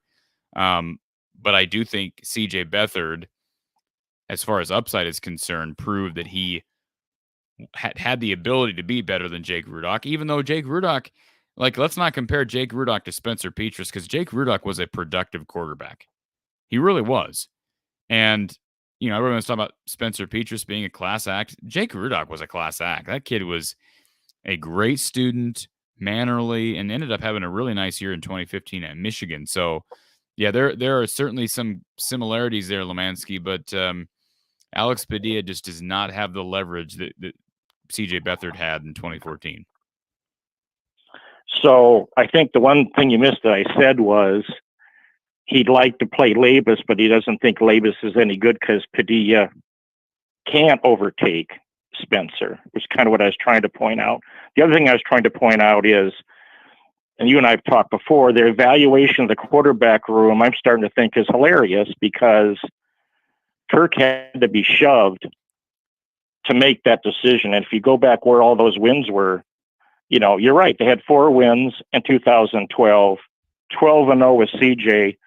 What could we have done if they played CJ earlier? So I guess I'm trying to calm myself down, thinking that a lighter weight, multi-dimensional Labus is soon to get on the grass.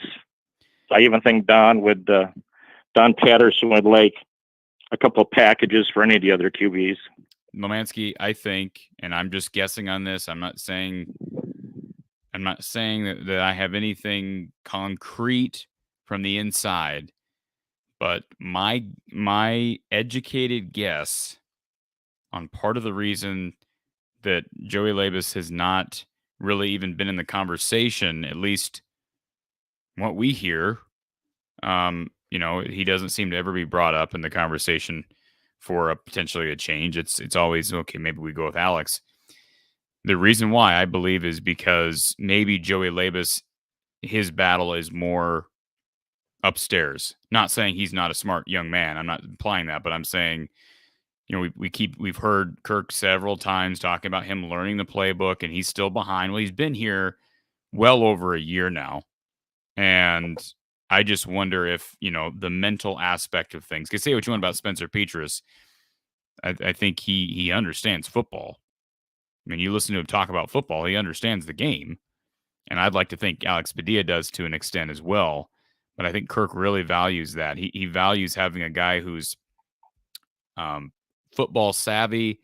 And even though Spencer's fundamentals oftentimes is not where it needs to be, and I wouldn't consider him to be a gamer based on what we've seen over the last 2.5 years. I think he keeps Kirk less. I think Joey Labus would keep Kirk up at night, just the way he plays. I think he would. I just think he does, Lemansky. And I think, the things maybe that Joey's behind on upstairs, football wise, might be holding him back from Kirk being even comfortable discussing that. That's just a guess. What do you got for win-loss? If it changed you don't have to answer that, but where do you see Iowa's win-loss right now? Ooh, well, do you even know what I had him preseason, Lemansky? I don't remember. I don't want to misquote you. I had him at 9-3, but boy, my ear had to be pulled to see that, and I I bought into the fact that this defense was going to be really good, which it is, and I also bought into the idea that there's no way the offense could be worse, and I was wrong about that. So 9-3 was basically my ceiling, assuming that offense didn't take a big jump. But now that the offense is actually seems to have taken a step back, boy, I'd have to reevaluate. But I think if Iowa can hit 8 wins, they'd be doing well with this offense. I just don't know where those 8 wins. Like, you got to win this weekend, first of all. That's 3 wins. You got to beat Illinois. That's 4. Got to beat Nebraska. That's 5. Got to beat Northwestern. That's 6. Okay. So, now who do you beat? So now you got to beat either Ohio State, Michigan, Minnesota, Purdue, Wisconsin. Am I missing somebody in there? I think that's all. I mean, so I'm just saying 8 it's going to be tough to get to 8 wins. I think feasibly, just based on what I just did, I'd say 7-5 is pretty. That's not doing anybody any disservice. I think that's a pretty reasonable guess, and maybe a generous guess based on performance thus far. If we go 7-5, we better see a lot of people tried out in the offensive line to see what we got, and we better see what we got on the field with quarterbacks, because then it turns into a development year for 2023. Well, and I'll hang up and listen to the show. Go ahead. Quick, one more thing, Lemansky, before you hang up.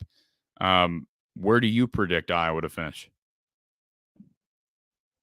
We've got to get turnovers to get to 7-5. I'm extremely worried about the offensive line with the rotation against Nevada, and knowing how good Nevada is.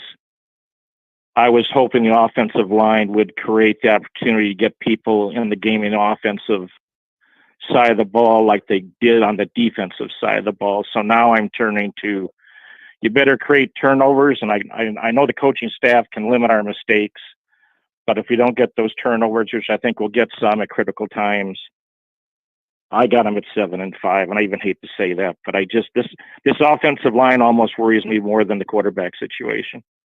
Yeah, and again, let me just say this, Lemansky. It sounds like you're betraying your team when you say I see them at 7-5. I think that's being generous based on the first 3 games. Now, maybe the offense gets a lot better, maybe, but based on performance, I'd 7-5 is a very fair guess.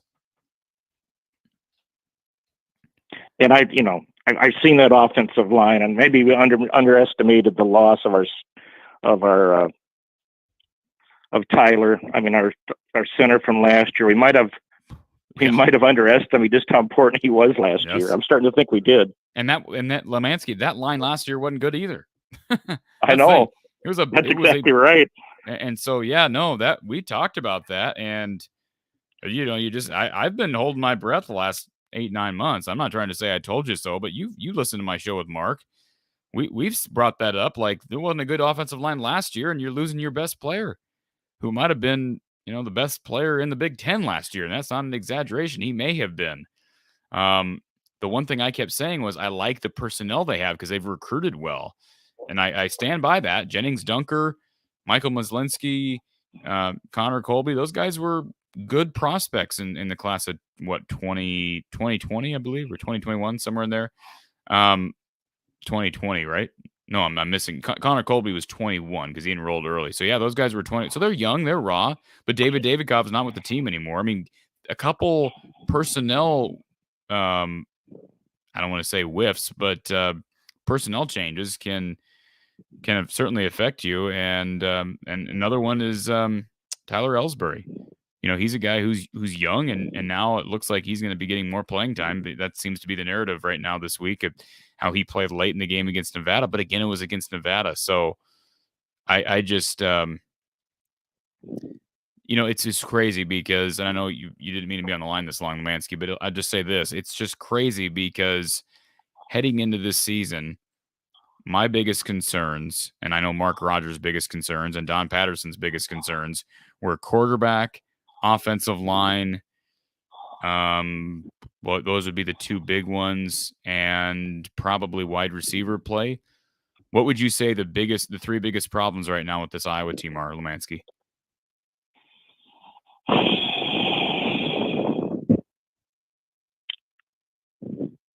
I think a stubborn head coach.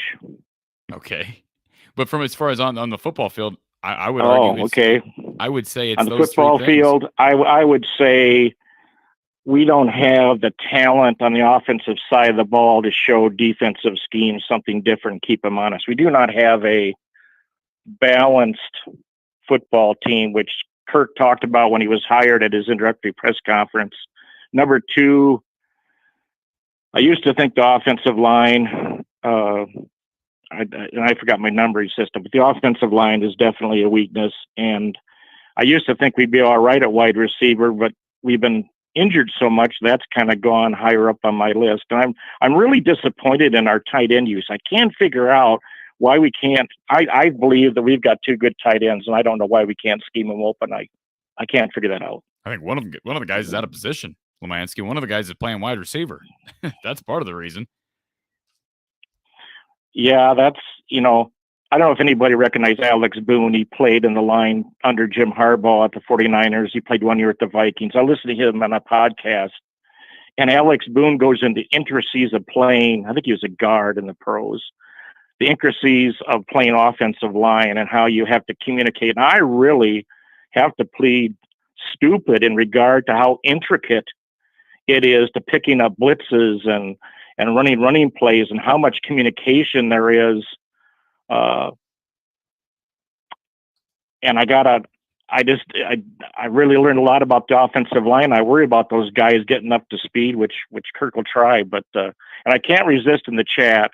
Somebody commented on Andre Tippett. Andre Tippett played in the Super Bowl. He was instrumental in turning the Iowa program around. Somebody did not give Andre Tippett what he had coming in the chat, and I just can't resist by saying one of the greatest defensive players Iowa ever got their hands on. Sorry about that, Corey. I had to go off on the rails on that one. Who's saying something about Andre Tippett? It just didn't give it his due as far as called him a one-trick pony in his career in college. And Andre Tippett was one of the somebody called him a one-trick pony. He can only do one thing well, and that's just wrong. I mean, he was so key to turning the Iowa program around. It wasn't funny. He was dominant. Yeah, if he's a one-trick pony, it was a pretty good trick. I'll say that. He was a Clydesdale, man. He wasn't no pony. That's right. All right, Lemansky. Appreciate the call, sir. As always. Hey, and I gotta tell you, you got pretty good stamina throughout that game. I tried to go to sleep twice and said, Corey isn't going to stay up and do this game. And I turned it on to see what you're doing. And you kept me up all night, but I was kind of proud of you. I'm here no matter what, Lemansky. What can I say? What do they say? Until the game is done? That's what the song says. You prove that, right? That's right. And until the game is won, game is done, whatever. Talk to you later. Thank you, sir. Appreciate the calls this evening, folks. And Stephen Smith, appreciate the super chat from Stephen, who appears to be a Cyclone fan, which is fine. Appreciate the super chat nonetheless. How long has it been since Iowa had a decent quarterback? I feel like they have never had a decent quarterback for most of Kirk's tenure at Iowa. I think that's a bit unfair, Stephen. Decent quarterbacks? I think Nate Stanley was decent. I think Ricky Stanzi was decent. Drew Tate was decent. Brad Banks was well above decent. Who am I missing? CJ Beathard was decent. You could say above decent, especially in 2015. He's an NFL quarterback. He's you can say he's a backup. Yeah, he's a backup, but he's an NFL quarterback. It's not hard. It's not easy to be an NFL quarterback, even as a backup. So I agree with you to an extent that they need better quarterback play. I've been saying that for a long time, but maybe a bit exaggerated there. The line is open here. I'm with you for the next half hour or so. 515-635-1601, or you can join by clicking the link, and I'll again put it up here in the chat because I added it late to the video stream, but it is in the description below if you've refreshed the page. And throw it up here again for everybody. And let me see. I know I missed some people in the chat earlier that I don't want to miss. Let's see here. Good point from Hair Trigger 83. I thought about this the other day. Petrus has actually played better on the road at times. So this is an opportunity for him to kind of, assuming he is the starter, barring injury. He's the starter on Saturday. Maybe you can, that's a positive for Spencer Petrus. I think he needs to get out. I think he needs to get away from Iowa City. I also want to bring this up for a second, and I don't want to linger on this for a long time, but I did see our friends over at Hawkeye Hangout. Adam called in last Wednesday. I saw he tweeted out here earlier today that he has, I don't want to misquote him. Let me read the exact tweet from Adam Dobbins of Nebraska Hawk's Nest. I'm assuming this was Adam that tweeted this out under the Nebraska Hawk's Nest Twitter account. He says, Hawkeye fans need to be able to voice their frustration and not be called a bad fan for doing so. The offense is atrocious right now and has been for a while. It's Division I football. Booing is totally acceptable. Personal attacks are not. Some responses, one especially from, I won't say who, just a random Hawkeye fan, says booing directed at a player like last week during intros with Petrus, totally classless and unacceptable. So I was at the game. I didn't notice the booing during intros. Maybe it was because it was raining and I was standing in the tunnel trying to not get soaked. But I'll just say this about the boos. I did not boo on Saturday, nor will I. That's just my personal thing. But I am not going to tell other fans, especially those who are paying hundreds, if not thousands of dollars to be at the games, to donate towards the cause. I'm not going to tell them they can or cannot boo, or they should or should not boo. Players want to make money doing what they're doing. Now they're not employees. They're making money off their name, image, and likeness, which I believe is their right to do. I also believe, though, the fans have every right to boo if they so choose. Again, not saying I'm going to do that, but I think this narrative that it's unfair to boo is complete hogwash. I don't think it's – I do believe that most of the booing has been directed towards the coaching staff. Do I think it's unfortunate to Spencer Petrus? Yes, I do. Do I feel bad for Spencer? Yes, I do. The coaches continue to put him out there. So if you don't like the booing and you're Kirk Ferentz and you believe that it's hard on Spencer, I don't know what to tell you. He's the quarterback of the football team. He's struggling. I think it's more so on you than it is on him. That's what I would say to the coaching staff. And I don't hear the coaches complaining about it much, but people on social media are very outspoken about it. I think it's unfair because Spencer Petrus is a student athlete. Again, don't think it's directed. I don't think most of it's directed towards Spencer, A. And B, it comes with the territory. You're the quarterback. It's just that's what it is. This is college football. I just thought I'd add that to defend Adam over at Nebraska Hawks Nest because I kind of agree with his stance on the subject. Let's get to our next caller here. Thomas is on the line. How you doing, Thomas? I'm back again. How you doing, sir? I'm good. I just want to throw out there, I'm tired of Iowa playing not to lose.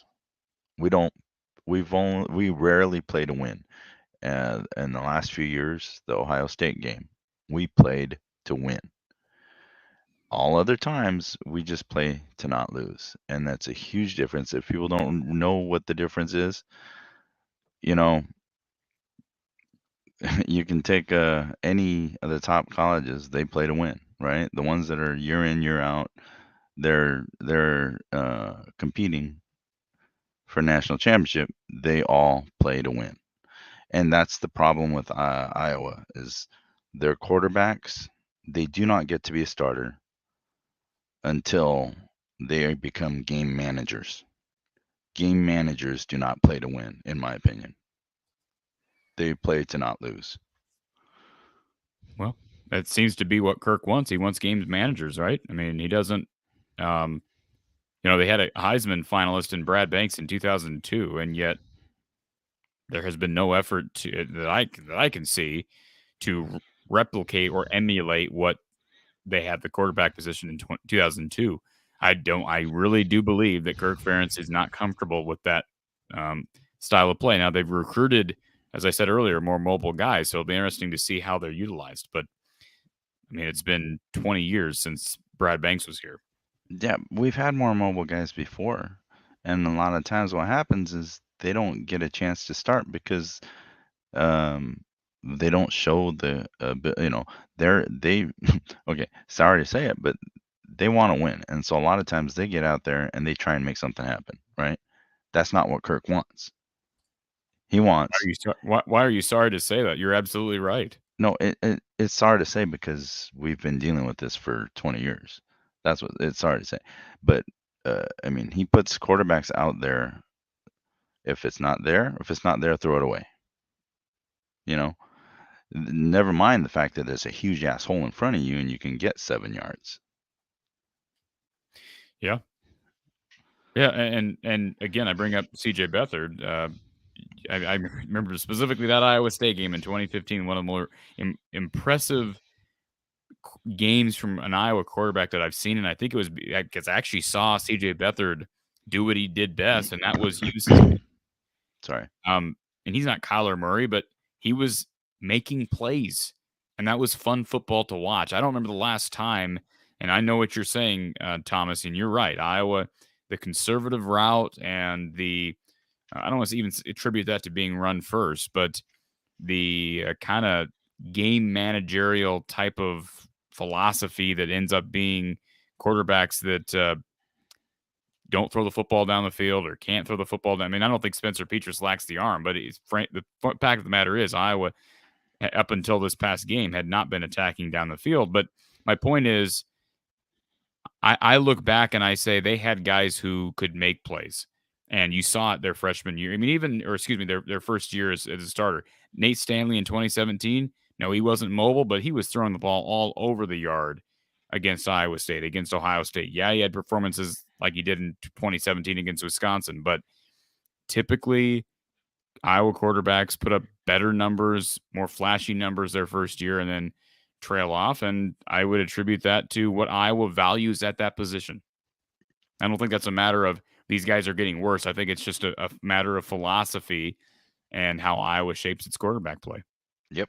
And you've noticed the same thing that I do. It's their first year starting. They have this awesome year. A lot of times they don't have the supporting cast, so we don't really do all that. You know, it's an 8-4 year, right? 2015 was an exception. Right. But I mean, that's typical. And then the following year, we're supposed to have this awesome team. We're supposed to have all these weapons, but because the coaches have beat that out of them, you know, like I mean, if our receivers are supposed to be good, you know, why are we not throwing them a jump ball? Said when you say our receivers are supposed to be good, what does that mean? Well, we've had a few receivers that that they don't get utilized. How many Iowa receivers are in the NFL right now? Not many, but see that's okay. But see that's my point is Charlie Jones. If he was here this year, he has no shot at being in the NFL. Because he's at Purdue, he has a shot at being in the NFL. How many of our receivers have missed that opportunity because we don't throw the jump ball? We don't let them highlight their ability to reel in the ball or do whatever. How many, and that's why we have a tough time keeping good wide receivers. They have no shot at reaching the NFL here. Yeah, I mean, I can't argue with that, and I shouldn't say zero. I mean, Smith-Marsette, he just got waived. I think he's with Chicago now, and Brandon Smith's fighting for a spot in Dallas. But I think you're right. Had Charlie Jones stuck it out here for one more year, he's probably in a camp next year as a return man. But boy, I mean, if he had any type of year like he had last year offensively as a repeat, I wouldn't give him much of a shot of making a roster. But boy, if he continues to do what he's doing at Purdue right now, he's absolutely going to, I think, get drafted. Maybe he's not going to get drafted real high, but he'll probably get drafted late in the 6th or 7th round next year. Maybe higher. I don't know. I don't know what his intangibles are. I don't know how he'll test out at the combine. But yeah, I mean, philosophy plays a role in this. But I also don't buy into the narrative that is oftentimes media created that Keegan Johnson and Arlen Bruce are going to be the second coming to DJK and McNutt. I just don't believe that. Are they good? You can't if they don't get the ball thrown to them. I understand, but I'm just saying either way, they haven't proven to be that. Charlie Jones now has gone to Purdue and proven that, hey, he was better than people thought. But until Arlen Bruce and Keegan Johnson actually proved that, I don't understand why anybody thinks the wide receiver room is great. Because I can see where people can see that. It's because the few times they've actually been able to showcase their ability, they've done some things that are not typical. You know, the few the few opportunities they've had, they've done something with it. They just don't get the throws. They don't get the opportunities. Or if they do get the throws, they're overthrown. Or it's down at their feet. You know, it's I will say this. Let me just add this. I know this isn't your point, but I would take Charlie right now. I would take, and I said this before the season started, so we hadn't even seen what Charlie Jones do at Purdue. If you had to ask me back in July, would I have taken Keegan Johnson, Arlen Bruce, or Charlie Jones? I would have taken Charlie Jones. Oh, me too, in a heartbeat. Right. He has the intangibles, right? That's something else that Iowa doesn't. You know, they work with the fundamentals. They don't get a lot of the top players that have those intangibles. And when you have two good teams facing off each other, it's the intangibles that are going to make the difference, right? That's why Ohio State is constantly top. That's why Alabama is constantly top. Okay, you take two good teams. It's the team with the most intangibles. They're the ones that are going to go out and do that one play that makes the difference, that tips the balance. And what's frustrating to me so much is today losing the decommit. Mm-hmm.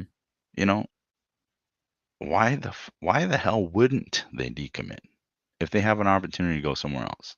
And that's my biggest worry.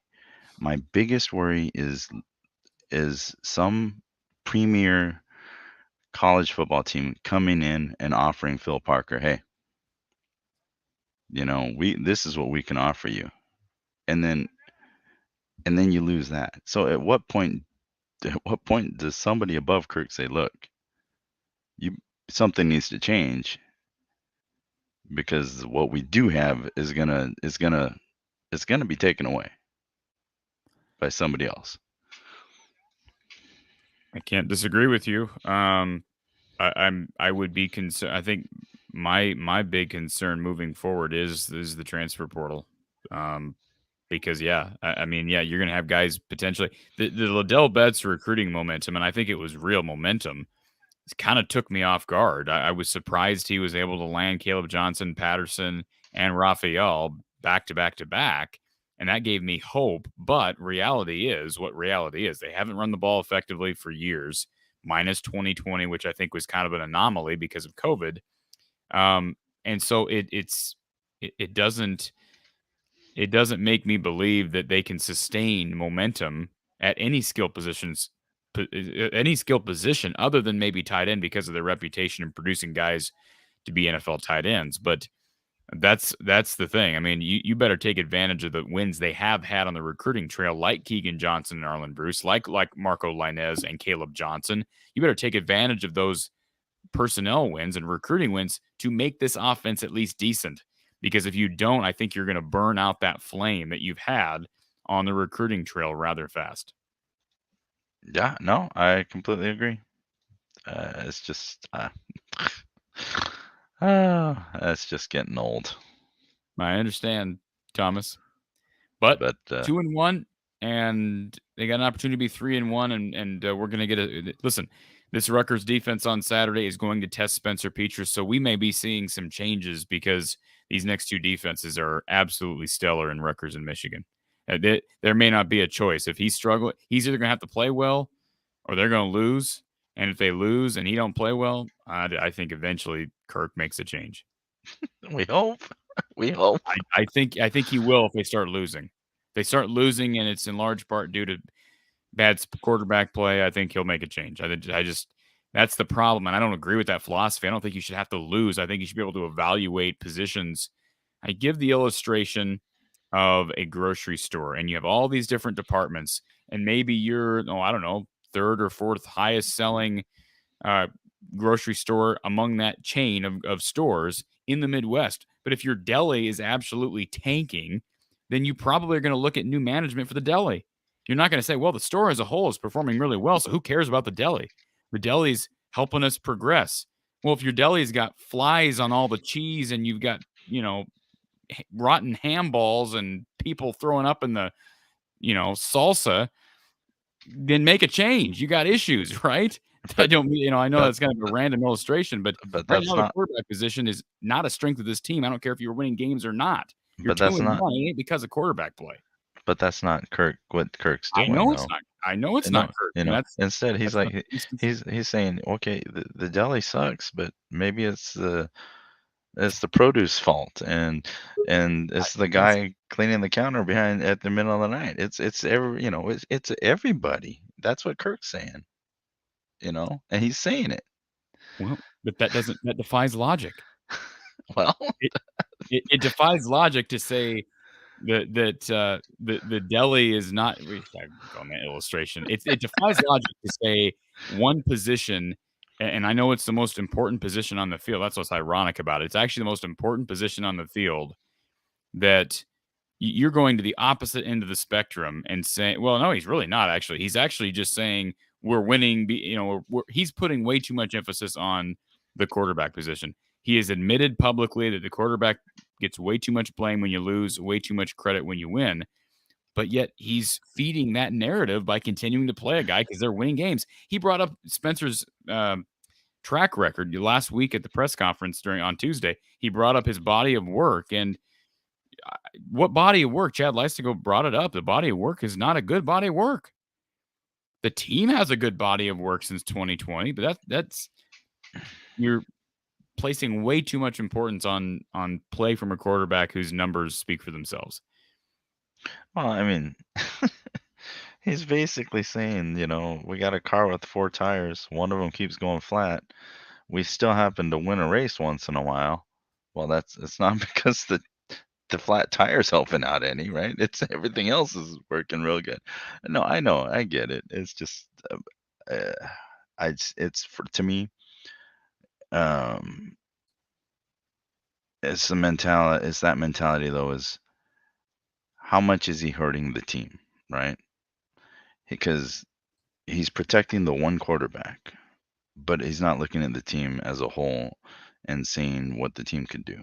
Because if we lose another game and it's a close game and it's all because offense sucks ass. Now we're 2-2. Mm-hmm. If we lose this one, right? It's 2-2. Yep.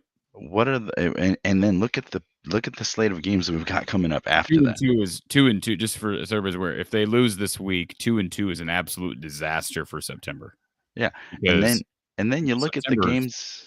Look at the games we have after that. I know, that's what I'm saying.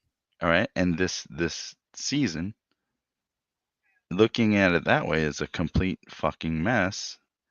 And you're saying, you're screwing every other guy on the team because you want to keep that one guy in. Like I said, I think if they start losing, I think there'll be a change made. But it's too late. I mean, Padilla hasn't had time to play. I get you. I would love to just have a one-on-one with Kirk. You and a lot of other people, Thomas. Believe me. Just 30 minutes one-on-one with Kirk. I would be interested to be a fly on the wall in that conversation. Yeah, well. Oh, well. Thanks for your show, man. Thank you, Sue. Appreciate it. Yeah, I get the frustration. And for the record, I did not start that conversation. I know that conversation was sort of critical of the offense. This is a fan-driven Wednesday night show, folks. So appreciate Thomas calling in and all the conversations. We've got Ryan on the phone. Ryan, how you doing on this Wednesday? Hey, Corey. Thank you very much for taking my call. Real quick on the offensive coordinator, I think most of us would agree we didn't care for Ken O'Keefe as offensive coordinator at the time, and we would probably die to have him now. At least I wouldn't die to have him back. okay, not die to have him back, but I'll tell you what, heck of a lot better than what you're seeing. But then, I watched Greg Davis came in. Now, the year before was Ken O'Keefe's last year, and James Vandenberg darn near won at Ohio State. Bad play calling, playing not to lose cost us that one. But then the following year, Vandenberg was pretty much ruined. And then Greg Davis was a terrible offensive coordinator. Finally, they give the reins to Brian. Obviously, the nepotism angle stokes that. Probably doesn't help that you're dead last nationally. I guess my point in all of this is too much, I think, is made of the offensive coordinator. It's Kirk. Kirk demands a very antiquated style, number one. Number two question. I was thinking about this, and I was really wanting to ask you, Corey. Now, I'm not trying to say Joey Labas is anything like Patrick Mahomes, but let's say we're coming into this season. You got a fifth-year quarterback, 2-year starter looking into this year named Spencer Petras, and you have either a true or a redshirt freshman quarterback named John Doe playing behind him. And John Doe is almost as good as Patrick Mahomes is today as an unknown or, unproven, let's call him redshirt freshman.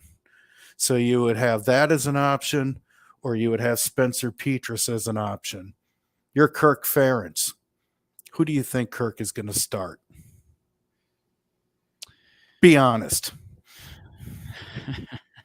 Well, let me answer that question. I'm going to be real clever with this answer, Ryan. I'm going to answer that question the way Brian Ferentz answered the question that I posed to him 2 weeks ago when I asked him what would it take to make a change at quarterback, and he said, Ryan, you remember what he said?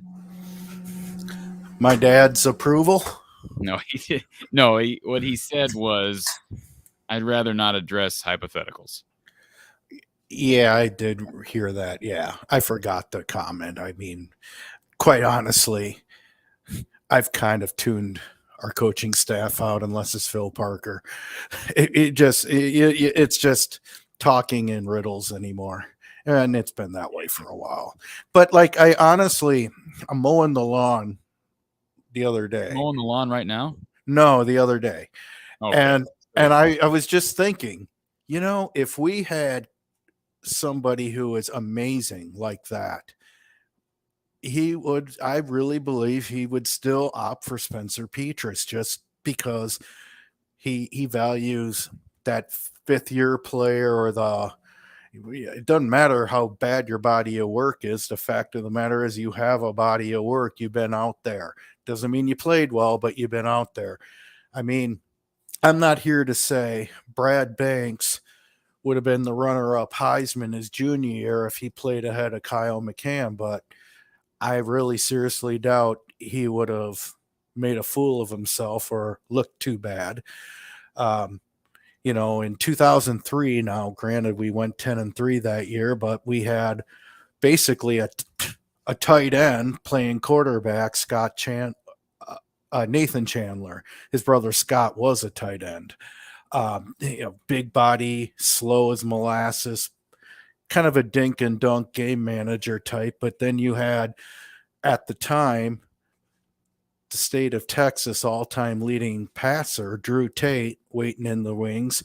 Drew Tate takes a team with a fifth-string running back and goes 7-1 in the Big Ten, wins a share, and wins Big Ten MVP as a sophomore.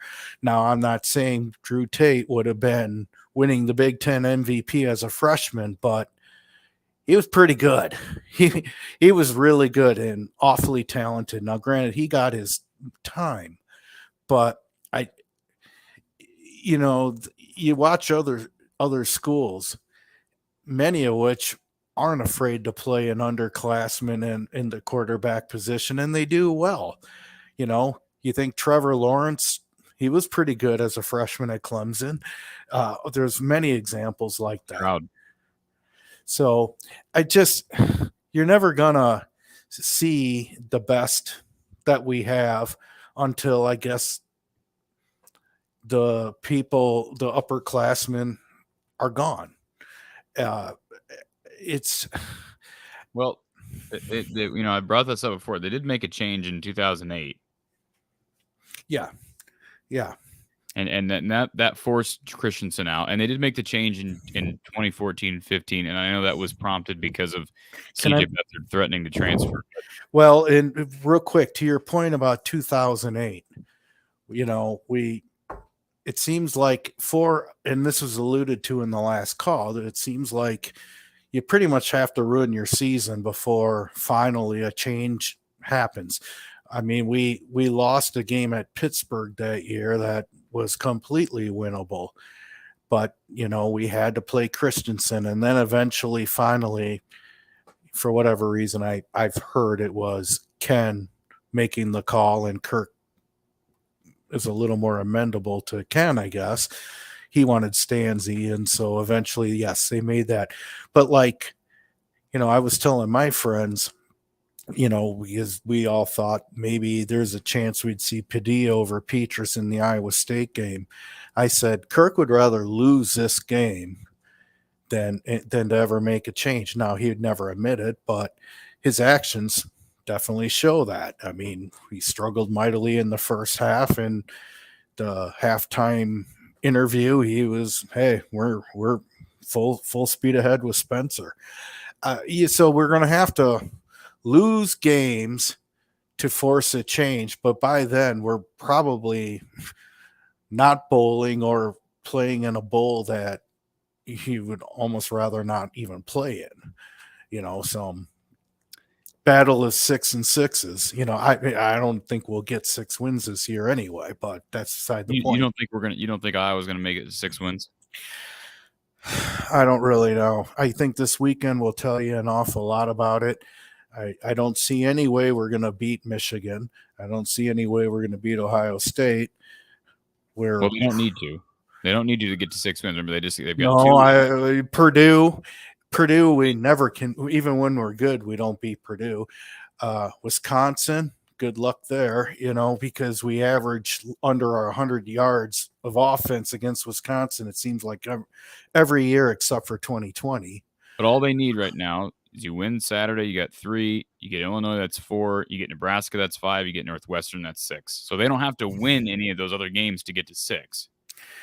And there could very well be just that, it seems to me like every year there's always that game that you really should have won, but you let it go. I would say that was could be Purdue last year, deciding to let David Bell set Kinnick records on us and not double teaming him or, not making adjustments, and that was shocking that they didn't make adjustments, but, we never played Purdue very well.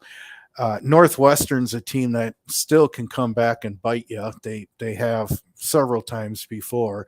They were a bad team last year and we barely beat them. And that was with Spencer playing the whole first half with a messed up shoulder and he couldn't throw. Well, no, he didn't play the whole first half. No, first quarter. I said he played he played the first quarter, and then Padilla took over at the beginning of quarter 2, throughout the rest of the game. But Spencer couldn't throw. He was clearly hurt, which begs the question, how did he look in practice? Was he that hurt or unable to throw in pre-games? It was baffling to me that he would start. And then, of course, he missed 3 games after that because his shoulder was so bad. He didn't belong in there in the first place because he was hurt. Ryan, Zach here in the chat is challenging what you have to say, and I can see where both of you are coming from. Zach says the Kirk Ferentz slander here is unreal. He would not lose a game out of spite. He's benched quarterbacks before. I agree with Zach on this, Ryan, that I do not believe Kirk would, in his conscious mind, ever rather lose. He wants to win. I think there's something telling him. Of course. That Spencer, I think there's something telling him that he really does believe Spencer is the guy. I don't think he's doing it because I do think there's maybe a pride factor in not wanting to make that change. But I think ultimately he still would, if he took a lie detector test, he would still tell you that he believes Spencer is their best possibility, best chance at winning. And I'm not saying you ever said the word spite. I know that's what was said here by Zach, but I get where you're coming from, that it almost seems like that's what it takes. And, Zach brings up quarterback changes. It hasn't happened very often. We brought up a couple examples in the last 14 years, 08, and really not until the end of 2014. 08 was one of the few examples mid-season of a change. If you recall, and this has nothing to do with quarterbacking, but if you recall, what was it, 2019, I believe it was, we lost to Northwestern 14-7. Noah Fant was killing it in the first half and was benched in the second half. That was the same week that Noah Fant's brother went on Twitter and criticized the staff for how Noah was being utilized. Now, coincidence or, when the guy wasn't hurt and your best player for sure in that game was sitting on the bench while we're down 14-7 late against Northwestern, I thought that was pretty telling as well. It was odd. I would give it. I don't know if Noah cocked off to a coach at halftime or something, and that never got out, but it was a disciplinary thing. But yeah, sometimes there's just some real odd things. How is this guy killing Northwestern in the first half and then he's buried in the second half? So I don't know. Kirk can afford to make a point. Kirk can afford to put out Spencer Petras all he wants, because Kirk is not accountable to anybody at this point. I like Kirk. I will always think fondly about his overall body of work. I doubt you'll ever have a coach that you agree with 100% of the time. Right. But some of this can be kind of baffling. And when you lose a very winnable game, these games are kind of precious. There's only really 12 regular season games. So. Yeah, I agree. And I understand where you're coming from. And I hope my show is an opportunity for you, Ryan, to vent a little bit, because you have a right to be frustrated. I think some fans would sit here and say, why are you talking? Why are you sound like you're complaining when you just won a game 27-0?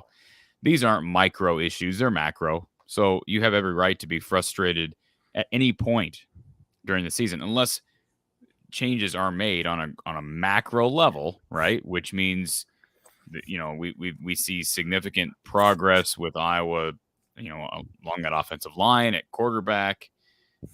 But I don't think much was proven against Nevada. As I believe much was proven against Nevada. I just feel, Kirk has a pretty positive approval rating still in the state of Iowa overall. He's a likable enough guy for sure. The one thing that bothers me for sure is he's made a living off the back of the defense for a long, long time. Now, since LeVar took over, you could add special teams to that. But, we complained somewhat when we were, in the O'Keefe era, between 50 and 70 overall, and, I would just, the best I can hope for is going to Rutgers and maybe win 19-10 or something like that. Well, Ryan, these are the types of games you want as a fan. I don't want to see Iowa play Nevada. I want to see Iowa against a good defense. And say what you want about Rutgers, this is a good defense. Very good defense, which hopefully our defense can maybe put a 7 spot up at some point. But again, Kirk does make a living. I mean, what percentage of his wins can you truly say came off the backs of the defense in particular? It's a pretty, and you can maybe throw out a Nevada or an Eastern Michigan or whatever, but when you're looking at hard-fought Big Ten battles, where scores are usually ugly, we win ugly. We will score in the first and second quarter, maybe the third quarter, and then totally just play, ball control, run out the clock, score just enough to win, and trust that the defense isn't going to give up a score. I'm not even going to say that's the worst formula in the world, but our success is extremely one-sided. I mean, in my opinion, his greatest accomplishment has been hiring Norm Parker and hiring Phil Parker. And then, of course, Phil becoming the DC after Norm stepped down. He's had two wonderful D coordinators, and they've come up roses for us for a long time. But, he wins off the back of the defense, and it is kind of time that the offense somewhat carries their end of the bargain a little more. And when you're at 131, I feel we all have a right to say that too. I mean, this is an especially bad year for historic or annually mediocre at best offense. I can't argue with that, Ryan. And like I say, it's going to be fun to watch what this offense can do this weekend, because if it's more of the same, at least we're going to get some. It's going to be interesting. I mean, I don't know what's going to happen, but you're not going to. I mean, if they win this game 10-7, you're not going to have many fans happy. I mean, I don't think anybody's going to be happy with a win. Even though a win on the road at Rutgers is a good win, it's not a great win. It's a good win, but nobody's going to be happy with 10-7. Well, maybe we'll get a 6-4 game again. Lord help us if that happens. Well, you remember the 2004 Penn State Robbie Gould misses 3 field goals, and I said to myself, that is the worst field goal kicker I've ever seen in college, and it's Robbie Gould. He missed 3 field goals in that game. We gave them 2 safeties on purpose and won 6-4. It was right after Kirk's father passed away. Yeah. But it's going to be ugly, but, I just hope we see some bright spots. Hopefully, I'll tell you what, I hope that Caleb Johnson really can continue his breakout. It was against Nevada, but let's see what he does against a real big boy defense. And I'm excited to see it, but I'm concerned. Yeah. Because like you said, if we lose this game, that's 6 win, which I don't know. I can't help but feel like we deserve to expect in a down year, more than 6 wins still. But, again, we do bowl under Kirk darn near every year. 2012 is the last time we didn't. That's still a pretty good mark. Right.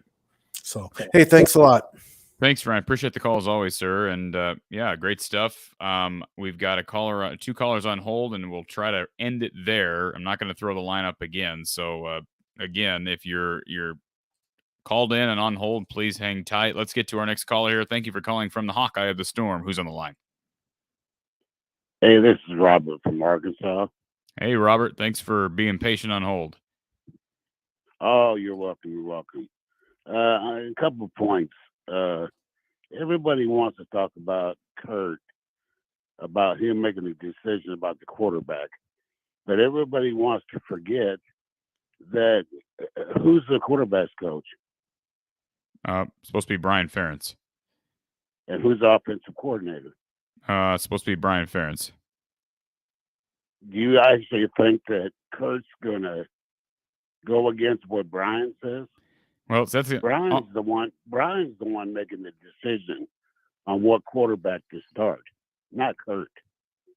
Well, I don't know. So that's a different discussion. I think I'm not saying you're wrong, sir, but I think that's a different discussion of the play to play decisions. I think we can say with confidence that play to play those decisions are being made by Brian. But the quarterback position, I don't know about that one. I mean, I think a lot of that does fall on the head coach. Now I don't It know does who. fall on the head coach, but he's not going to go against his son. I just don't believe that. Hmm. And how many times have you seen, Corey?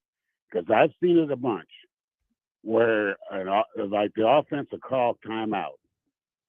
The offense comes to the sidelines, gets around Brian, and Kurt walks away. He is the only head coach I know that walks away and doesn't even want to be involved in what's going on in the huddle.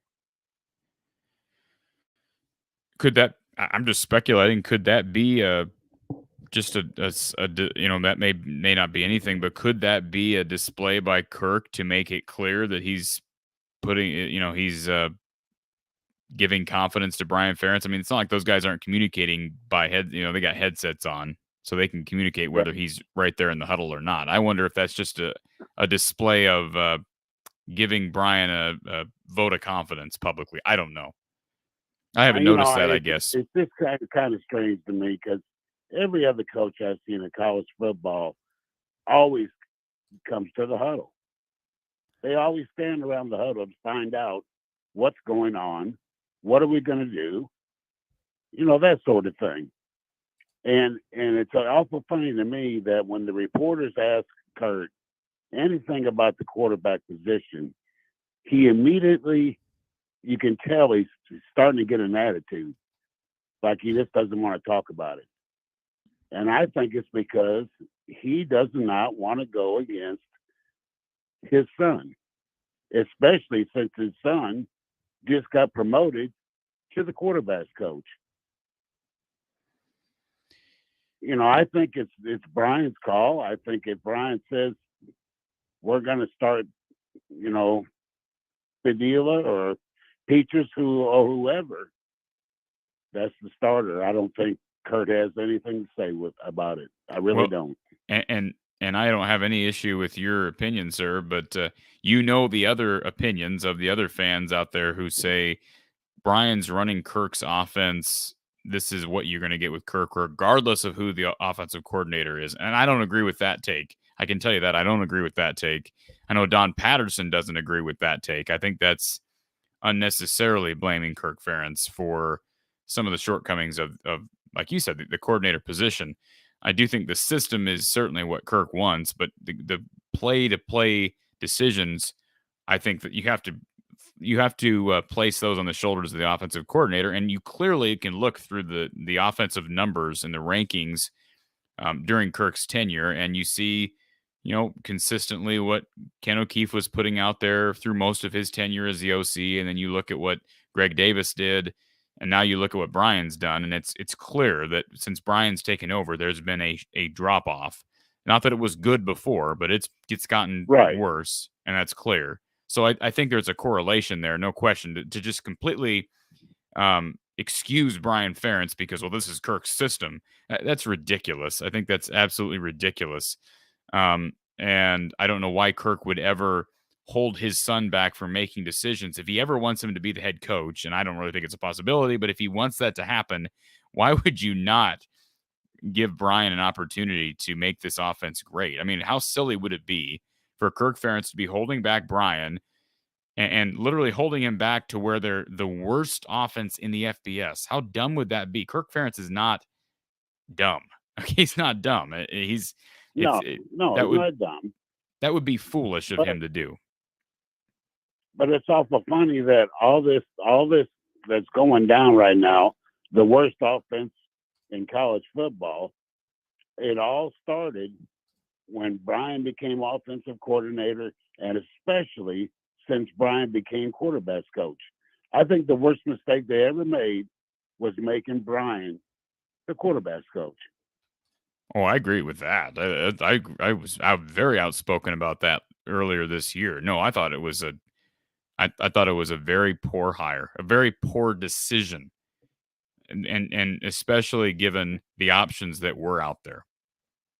Yeah, because I mean, I don't think any other quarterbacks coach would allow Peters to stay in the games doing what he's doing.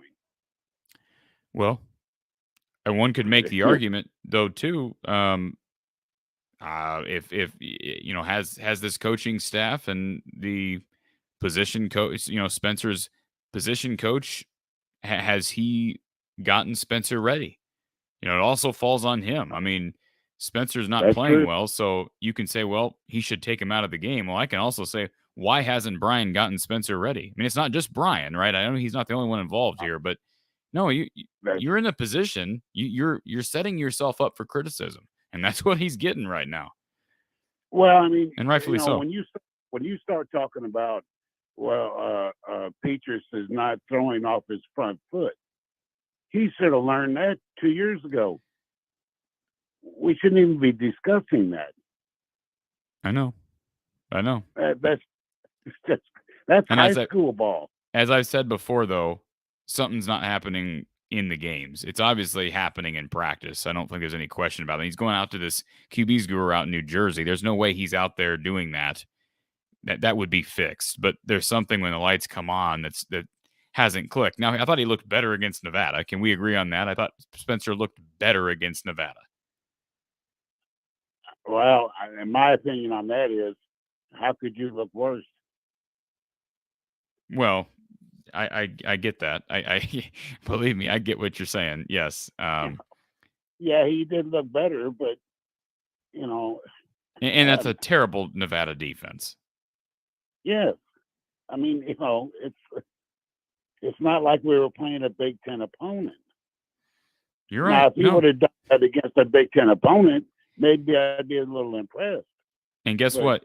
You're going to find out this weekend against Rutgers, and you're going to find out next weekend against Michigan, because if the offense isn't any better, Iowa's going to be, after October 1st, Iowa will be 2-3. Because absolutely.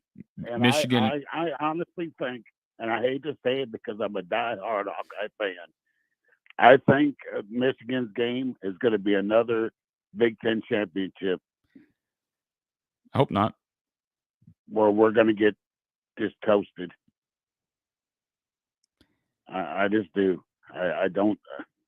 Our defense is better. I'll give you that. I mean, they look great, but our offense, I don't know. I don't know. But I think that, you know, I truly think that everybody's going after Kurt, which they should, and I understand that. But I think the first responsibility should be put on Brian. He's the quarterback coach. He's the offensive coordinator. He is the one that should stand up and make a change. Well, one more thing, though. Let me just say this. I would agree with you to an extent, but if you're right in that responsibility is placed on Brian's shoulders, if he's failing to do that, then the buck stops with Kirk. And Kirk Absolutely. is also failing because, again, assuming you're right, and I'm not saying you're wrong, assuming you're right, then Kirk needs to step up and say, Brian, you've failed to make the right decision. It's hurting our team. I'm going to step in and overrule you, because he's the head coach and he can do that. And he's not doing it. So I think it falls on both of them. And that's where it's wrong to have family involved in this. Oh, yeah. Yeah. I can agree with that wholeheartedly. There you go. You know? Yep. You know, you get what you get when you have family involved. And that's why there should be enforcement on nepotism in state-run universities. I mean, there's laws against it, I believe, right? But it's obviously not enforced, and it's unfortunate because Kirk has put himself, as we've said many, many a time, Kirk has put himself in a very difficult position. Yes, he has. He absolutely has. All right, sir. I enjoyed the show. I appreciate you calling in, sir. Have a great night. Thank you, sir. You too. Bye. Appreciate the calls. And I feel like this show has become a little, I hate to use the word negative, but it just kind of has become that. And this is fan driven. This show is the fan driven segment. the post-game shows. Of course, we interact with you during our post-game shows with Coach Patterson, but hopefully our post-game shows are a decent amount of breakdown in reaction to what we actually see. Substance on the field, which we'll get again on Saturday night. Let's get to our final caller of the night, or at least who I think is going to be our final caller of the night. We go to Kyle, who I'm anxious to hear from Kyle. I believe you and I have never talked. This is a new experience. Nope. So, Kyle, what you got for me this fine evening? Well, you do great work, man. My brother turned me on to you just a few weeks ago, and you're really excellent engaging with the callers. So thanks for what you do. It's awesome. Appreciate that.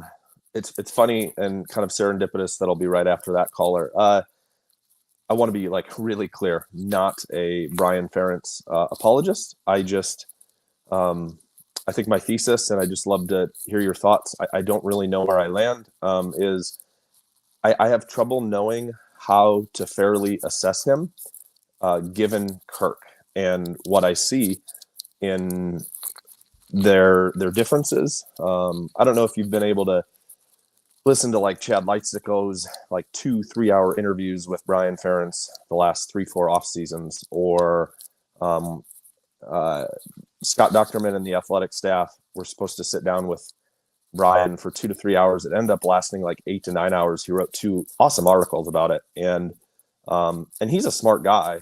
Sometimes I forget that, right? The guys that have these positions, like they know the X's and O's, and that's something that Kirk would never do, right? Kirk just does not sit down with the media that long. Brian is more loose with his language. He seems like more of a real human being in those times. I'm a season ticket holder. I've both seen on the TV and while at the game last year, specifically 2 or 3 occasions where I saw Kirk walk over and it's a 3 to 7 point lead and yell at Brian on 2nd and 8, 3rd and 8, run the ball. And so sometimes I just struggle. I agree that the offense is 100% got worse. I agree that his play calling leaves a lot to be desired. But the game has also changed. It wasn't that long ago. Didn't you have like was it Alabama LSU title game that was like 6-3 or something like that? The game has actually changed in the last 10 years pretty fast. And so sometimes I wonder if the worst offensive numbers are a confluence of a lot of factors. And one of those being how much the game has changed and how much the Hawks haven't. And so I'm not saying Brian's good at his job. I don't think he is. And yet I genuinely struggle to assess him because maybe the last piece, and this is my personal experience. I'm a baseball coach here in Iowa, and I coached at the highest level, probably the most successful school in the state at this point. And I was the pitching coach there for the varsity team, and I didn't have much responsibility except for running practices. The head coach called all the pitches. He pretty much did everything. So there's a sense in which I don't know that I was actually a great it would be hard to say that I had much to do with being the state runner-up my final year there with our pitching staff. The current position I've had, I have been given absolute, complete free reign by our coach, and I feel like I've flourished a little bit more. But also with that responsibility comes like more responsibility, right? And like the success or failure of our pitching staff lies more in me. And sometimes I feel like the way I see Kirk interact with the media and just how the offense hasn't changed a ton really over multiple offensive coordinators. I wonder how different it would really be with a new offensive coordinator in there, how much freedom they actually give. And I know that there probably won't be any answers, but I feel a lot more like Brian is working for my first coach, where it's like, yeah, he probably has some freedom, but probably not a lot. He probably has a smaller bandwidth than the current coach who just goes, man, I trust you. Do it. Do everything you want because we believe that you're good enough at your job. I just don't get the sense that that's Kirk's personality. And so, again, don't think Brian's great. I do struggle to assess him, though, in light of what we don't know about how much freedom he actually has. Well, I can tell you this, and this is just going off conversations I've had with Don Patterson. Don is not one that believes, and this is just, I'm just repeating what Don has said on the air before. Don is not one that believes that Kirk Ferentz is micromanaging Brian with everything Brian does. Now you're giving firsthand experience of observing Kirk at times yelling to Brian, run the ball in second 8, run the ball in third and 8. And that I have no doubt that that's the case. And I'm not trusting your honesty with that. I would say there are going to be times, and I think that's the case anywhere you go. There are going to be times where a head coach initiates that. And even Don Patterson has talked about that with Hayden Fry in the 90s. There would be times where Hayden Fry would make very clear to Don, this is what we're doing here. But, it may be a situation where Kirk says run the ball. And, of course, now Brian, as he probably should be, deliberating on what run play to call. Now, I don't agree with the substance of hardly ever running the ball on third and 8, very rare occasions. I think you and I are on the same page there. So that's the frustrating part.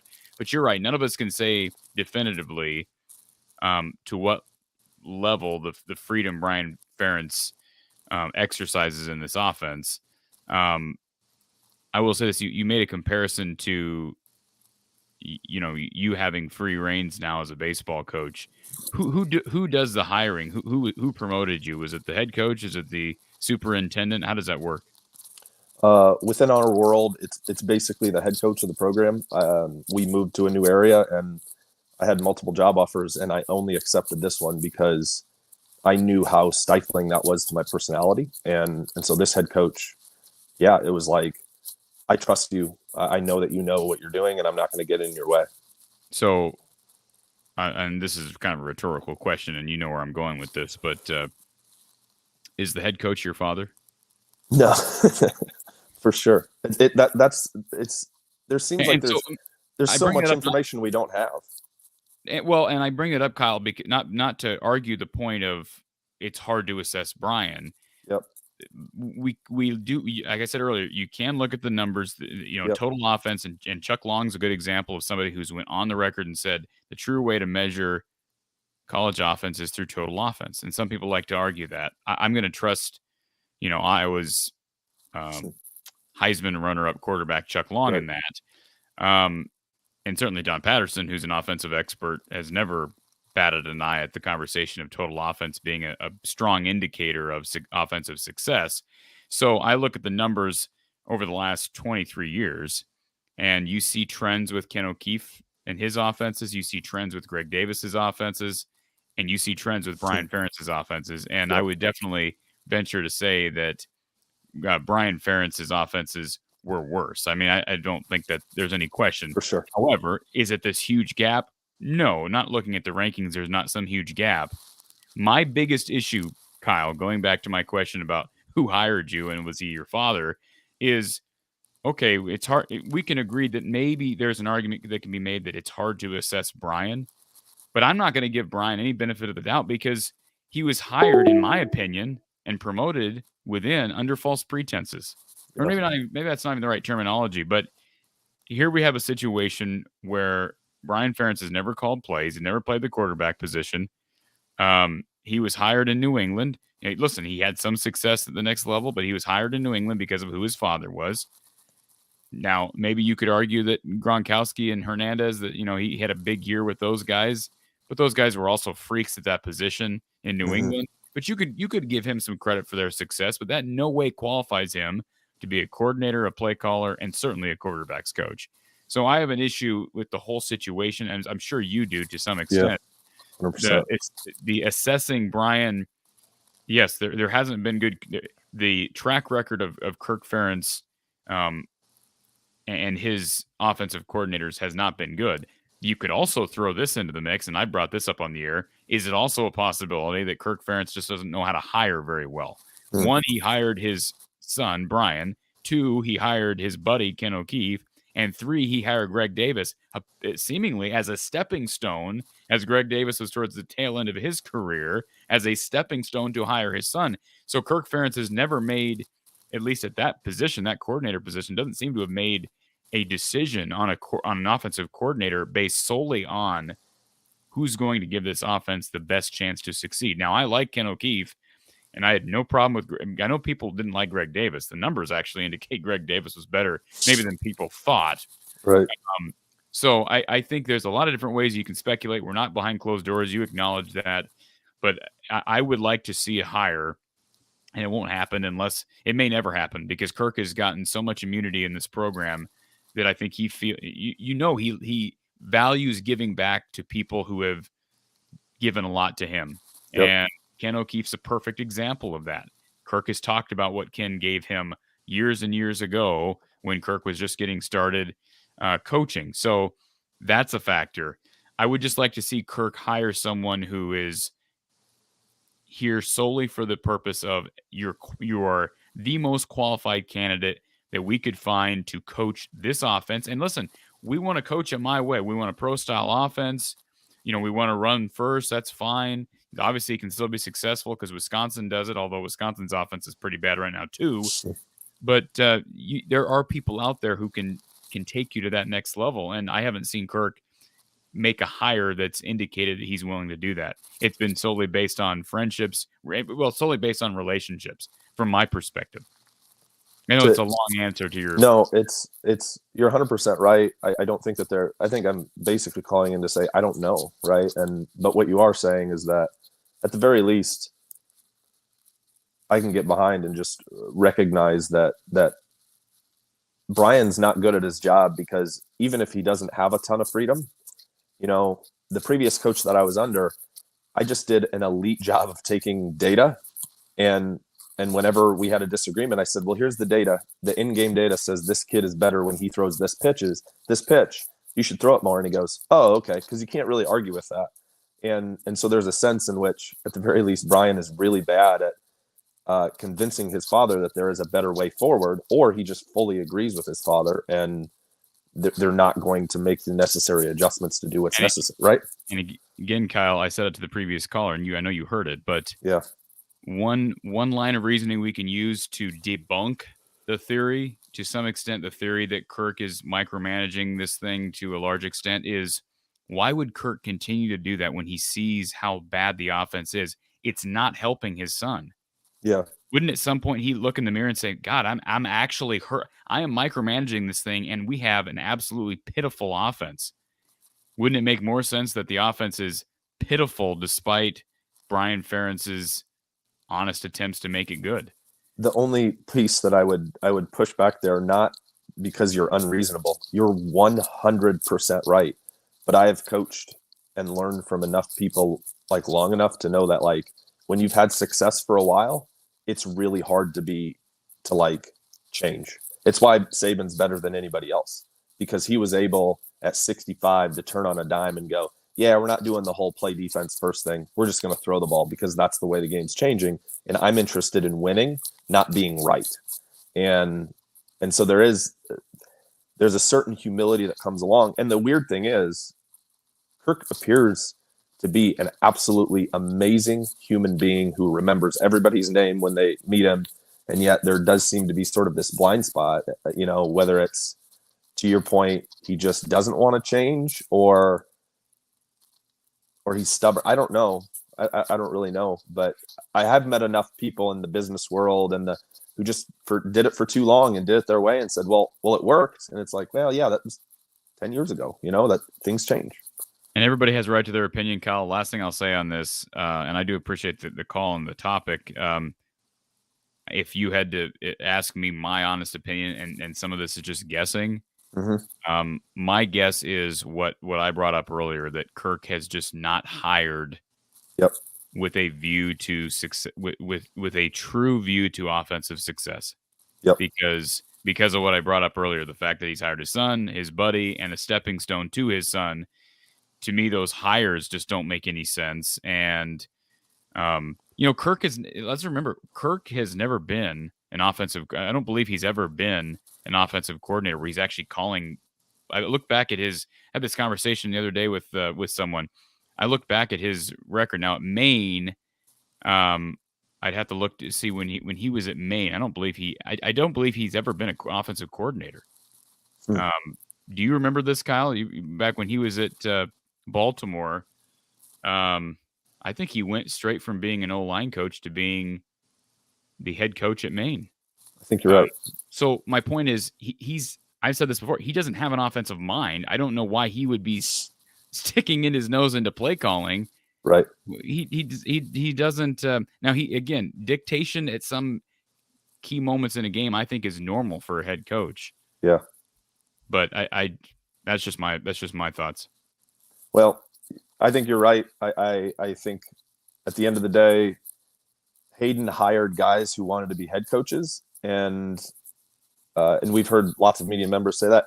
Kirk seems to hire guys who don't want that, who are a little bit more loyal to your point relationally, and it's probably one of his greatest strengths. But also, as all of us, it becomes your greatest weakness when you don't hire somebody who's really good for the job, but instead maybe put a little bit more value on the relational capital, which is really important.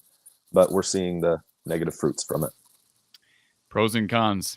Pros and cons. Yeah, you're the man. Thank you so much. Thank you, Kyle. Appreciate the call from Kyle here. And if it's whoever called in, I know we had somebody called in while we were talking to Kyle, and I didn't mean to cut you off. I put you on hold. I did close the phone line, but apparently I didn't close it all the way. So we'll take hopefully maybe just one more call here. Thank you for calling from the Hawkeye of the Storm. Who's on the line?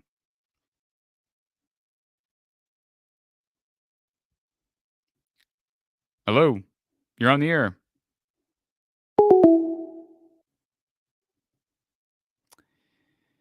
So give them a second. Let's see if they call back. Let's give them a second here.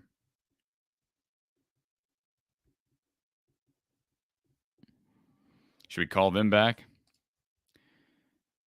Who votes that we call them back? Anybody want me to call them back? We can call them back and see if they answer. I don't know who that was, but we can certainly.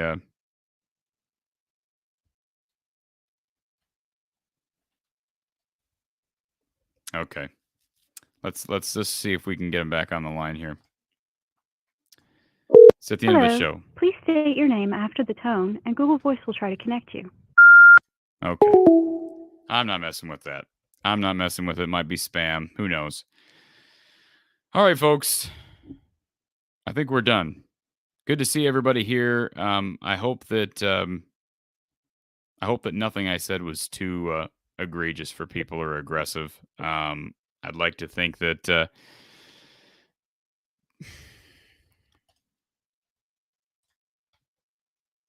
hello, you're on the air.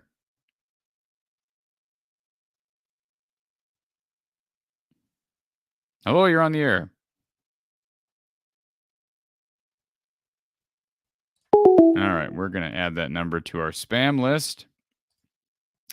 So if that's who you are, if you're not spam, try to call on a different number and see if you can get through, and I'll try to take your call. But anyways, appreciate everybody being here on this Wednesday. And don't forget, after the game on Saturday, it's myself and Coach Don Patterson breaking down Iowa Rutgers, which, of course, is a 6 p.m. night game, 6 p.m. Central Time night game out in Piscataway, 7 p.m. local time.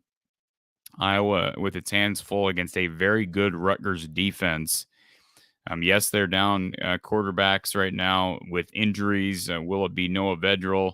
Will it be Simon? We'll just have to wait and see. They're kind of juggling personnel right there at the quarterback position. So we'll see what we shall see. It's a game Iowa needs to have. They lose this game Saturday, folks. This won't be. To me, this is a must win. Absolutely a must win. You got to get to 3-1 heading into October. I really thought they needed to be 4-0, but 3-1 isn't, at this point, the best you can do. They need to get this game and move on to the Michigan game, which will be a Fox noon kickoff, 11 a.m. Central Time. Packed house in Kinnick, so that'll be a fun one. But boy, you don't want to go into that game losing one against the Scarlet Knights, going 2-2. Can you imagine? I do want to address one more thing before we go. This was brought up earlier in the chat. Somebody brought up the tweet from an Iowa media member earlier today about LeVar Woods being a potential candidate for Arizona State's head coaching spot. I think that's just conjecture. I don't think there's any substance behind that. I believe the media member that tweeted that out was just speculating. I will say this, and I brought it up at the outset, so I should have addressed it in more depth during the show. I have a hard time seeing LeVar Woods going straight from being a special teams coordinator at Iowa to being a Power 5 head coach. I think there's a step in between there. Now, maybe I'm wrong, but I have a hard time. Like, I don't see him just taking over the Iowa head coaching role from being special teams coach for how many years. I just don't think he's been a position coach. He's been a special teams coach. I think he's going to be a stepping stone, whether it be at a group of 5 school or as a offensive some coordinator, right? Was it offensive? Is it defensive? I don't know. But I think play calling, you rarely see a guy elevated to a head coaching role who has not called plays. So that would be my only response to that topic earlier that I failed to address at the outset. Matt Murphy had a question earlier I didn't get to. Will 7-5 force them to make any change? It depends on the extent of the change, Matt. 7-5. I think 7-5. Like I said, that's not. I don't think with the schedule left, that's hard to envision. I think that's very easily. Honestly, that's on the. I would right now say there's a better chance Iowa goes.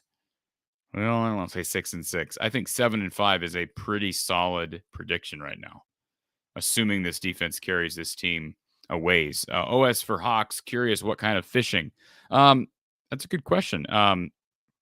All kinds. Caught a couple pike this earlier this week, and caught one walleye, and caught a few largemouth. So it was a good day, good couple days to kind of get away and just enjoy myself out on the lake. Brian, the real question is if Corey is going to any other games. Well, I'm going to keep you in suspense on that one, Brian. Appreciate the question. Won't rule that out, though. Jag Plus, does Iowa football have any NIL program that will ensure Hawkeye football remains competitive? They do have a couple different NIL organizations in place, pretty standard to the market right now, but it's going to continue to be a major priority with student athletes. Ryan, thank you for this. Ryan says you think I do phenomenal. Thank you very much. Nobody wants a controversial reporter, but nobody with a brain wants a reporter that is paid by a company to sing happy news all the time with black and gold shades on. That certainly is not me. So thank you for the compliment, and thank you, Alex, as well. Do appreciate the kind words. And Ryan, I did mention one of your chats. I was not trying to ignore you, I promise. Appreciate you being here. Mitchell, are we surprised about the decommit? Again, not surprised, but disappointed. It did hit me I didn't expect it today. I mean, it was just, I didn't see it coming, I guess. But is it surprising given the offensive struggles? No. And I think Kendrick Raphael is the real deal. And hopefully Iowa can talk to him and maybe get a change of heart. We'll see what Liddell Betts can do. Matt Wright, how many losses would it take to have Brian Ferentz removed from OC? I don't think he's going to be removed, Matt. I think if anything, he leaves on his own accord. He's not going to be fired by his father. That's just not going to happen. Tyler, is Ellsbury going to take over the center spot for Logan Jones? Heard he was working at guard and center. I doubt it. That's a pretty big change at this point in the game. They put a lot of faith in Logan Jones heading into the year. I think it would take a lot for that to happen. I can see Ellsbury. We had one good game. Ellsbury played well against Nevada. I thought he struggled. What was it against? Did he even play against Iowa State? It's been really just a juggle fest right now along that offensive line. But let's see what Big Ten play brings, and hopefully that rotation sorts itself out, because you don't want to be juggling 6 or 7 offensive linemen if you don't have to. Keith, can Iowa win against a top-tier team? Do they stand a chance to win one? They shouldn't. The defense is going to keep them in every game. I really believe that, Keith. Even the Ohio State game I could see being close. But if the offense doesn't give you anything, it's for naught. And unfortunately, Iowa had a chance to win against Iowa State, not an elite offense, and still couldn't muster up enough points to get it done. And then finally, Matt, thank you for these kind words. Do appreciate you being here, as always. All right, you can see my voice is giving out, folks, and hopefully everybody enjoyed the show. Thank you, Bang Bus Driver. Thank you for being here, and apparently a carryover from Mark Rogers, the voice of college football. Thank you, Eric, as well. And then Erica, the game is at 6 p.m. Central Time. We'll, of course, be going live after the game, so it'll probably be about 9:30 or 10. Thank you for being here, Herky Jerky. Jason Holt as well. A couple reminders before we go. Iowa Rutgers Saturday, post-game to follow. If you want to sponsor the show with Coach Don Patterson, Iowa postgame each and every week here from the Hawkeye of the Storm. If you want to sponsor it, reach out to me from the eye of the storm at outlook.com.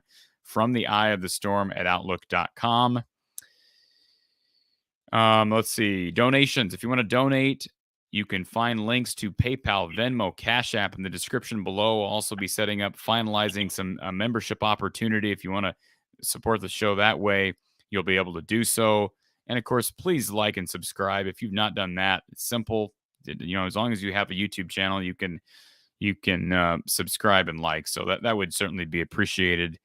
And please share the show out on social media, because if you're enjoying the content, others will as well. Stole that line from Mark Rogers himself. We do have a caller here. I said I was done, but let's see what we got here on the phone line. Thank you for calling Hawkeye Hangout. Who's on the line? Hey, man, this is Cole. I just wanted to keep it short and sweet. I'm a big fan down here in the Southeast, and I just want to say Spencer Petras makes me so horny. Thank you and good night. Oh, Cole. All right. Well, appreciate all the other callers from calling in. We'll put Cole's number in a little timeout. How's that sound? Oh, okay. All right. Well, again, thank you to everyone else for being here. All right. Now that won't happen again. Thank you, folks, for being here, and we'll talk Saturday. Corey Brada from the Hawkeye of the Storm. Have a great night.